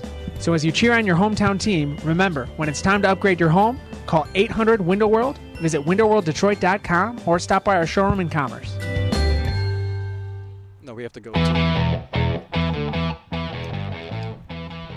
Welcome back, everybody, to the post-game show on Drive to the Game, where we just wrapped up a fantastic event to kick off the football season here at the 20th Annual Amazon Prep Kickoff Classic. Northville with a 14-13 victory over Lake Orion to start their season undefeated. Once again, my name is Giovanni Moceri here with Lyric Sloan and Taryn Fritching. It's been a great broadcast. A special thank you to everyone that's helped put this together. We'll give them their credit in just a bit here, but final thoughts here. Lyric, you first for this game, for this event, atmosphere. Take it away. I mean, I would say what was most interesting about this game is when we all gave our predictions in the beginning of the game. I mean, come on. I mean, first of all, the scores were not 14-13 predicted, and we all predicted it was Northville. But then during halftime, me and Taryn, I'm pretty sure, predicted it to be Lake Orion at that point. And then the quarterback, Cooper, I mean, had an amazing game, and so did the running back as well. So, I mean, it definitely was not what I thought. But first of all, the energy was amazing. I remember all of us walking in here, we said, we're not sure how many students there are going to be. Like, Lake Orion to Wayne State's kind of a long drive. Not sure how many Northville students there's going to be. Everybody came. I mean, the band, the cheer, the dance. I mean, it was crazy, but I love it. I mean, it's a great way to kick off high school football.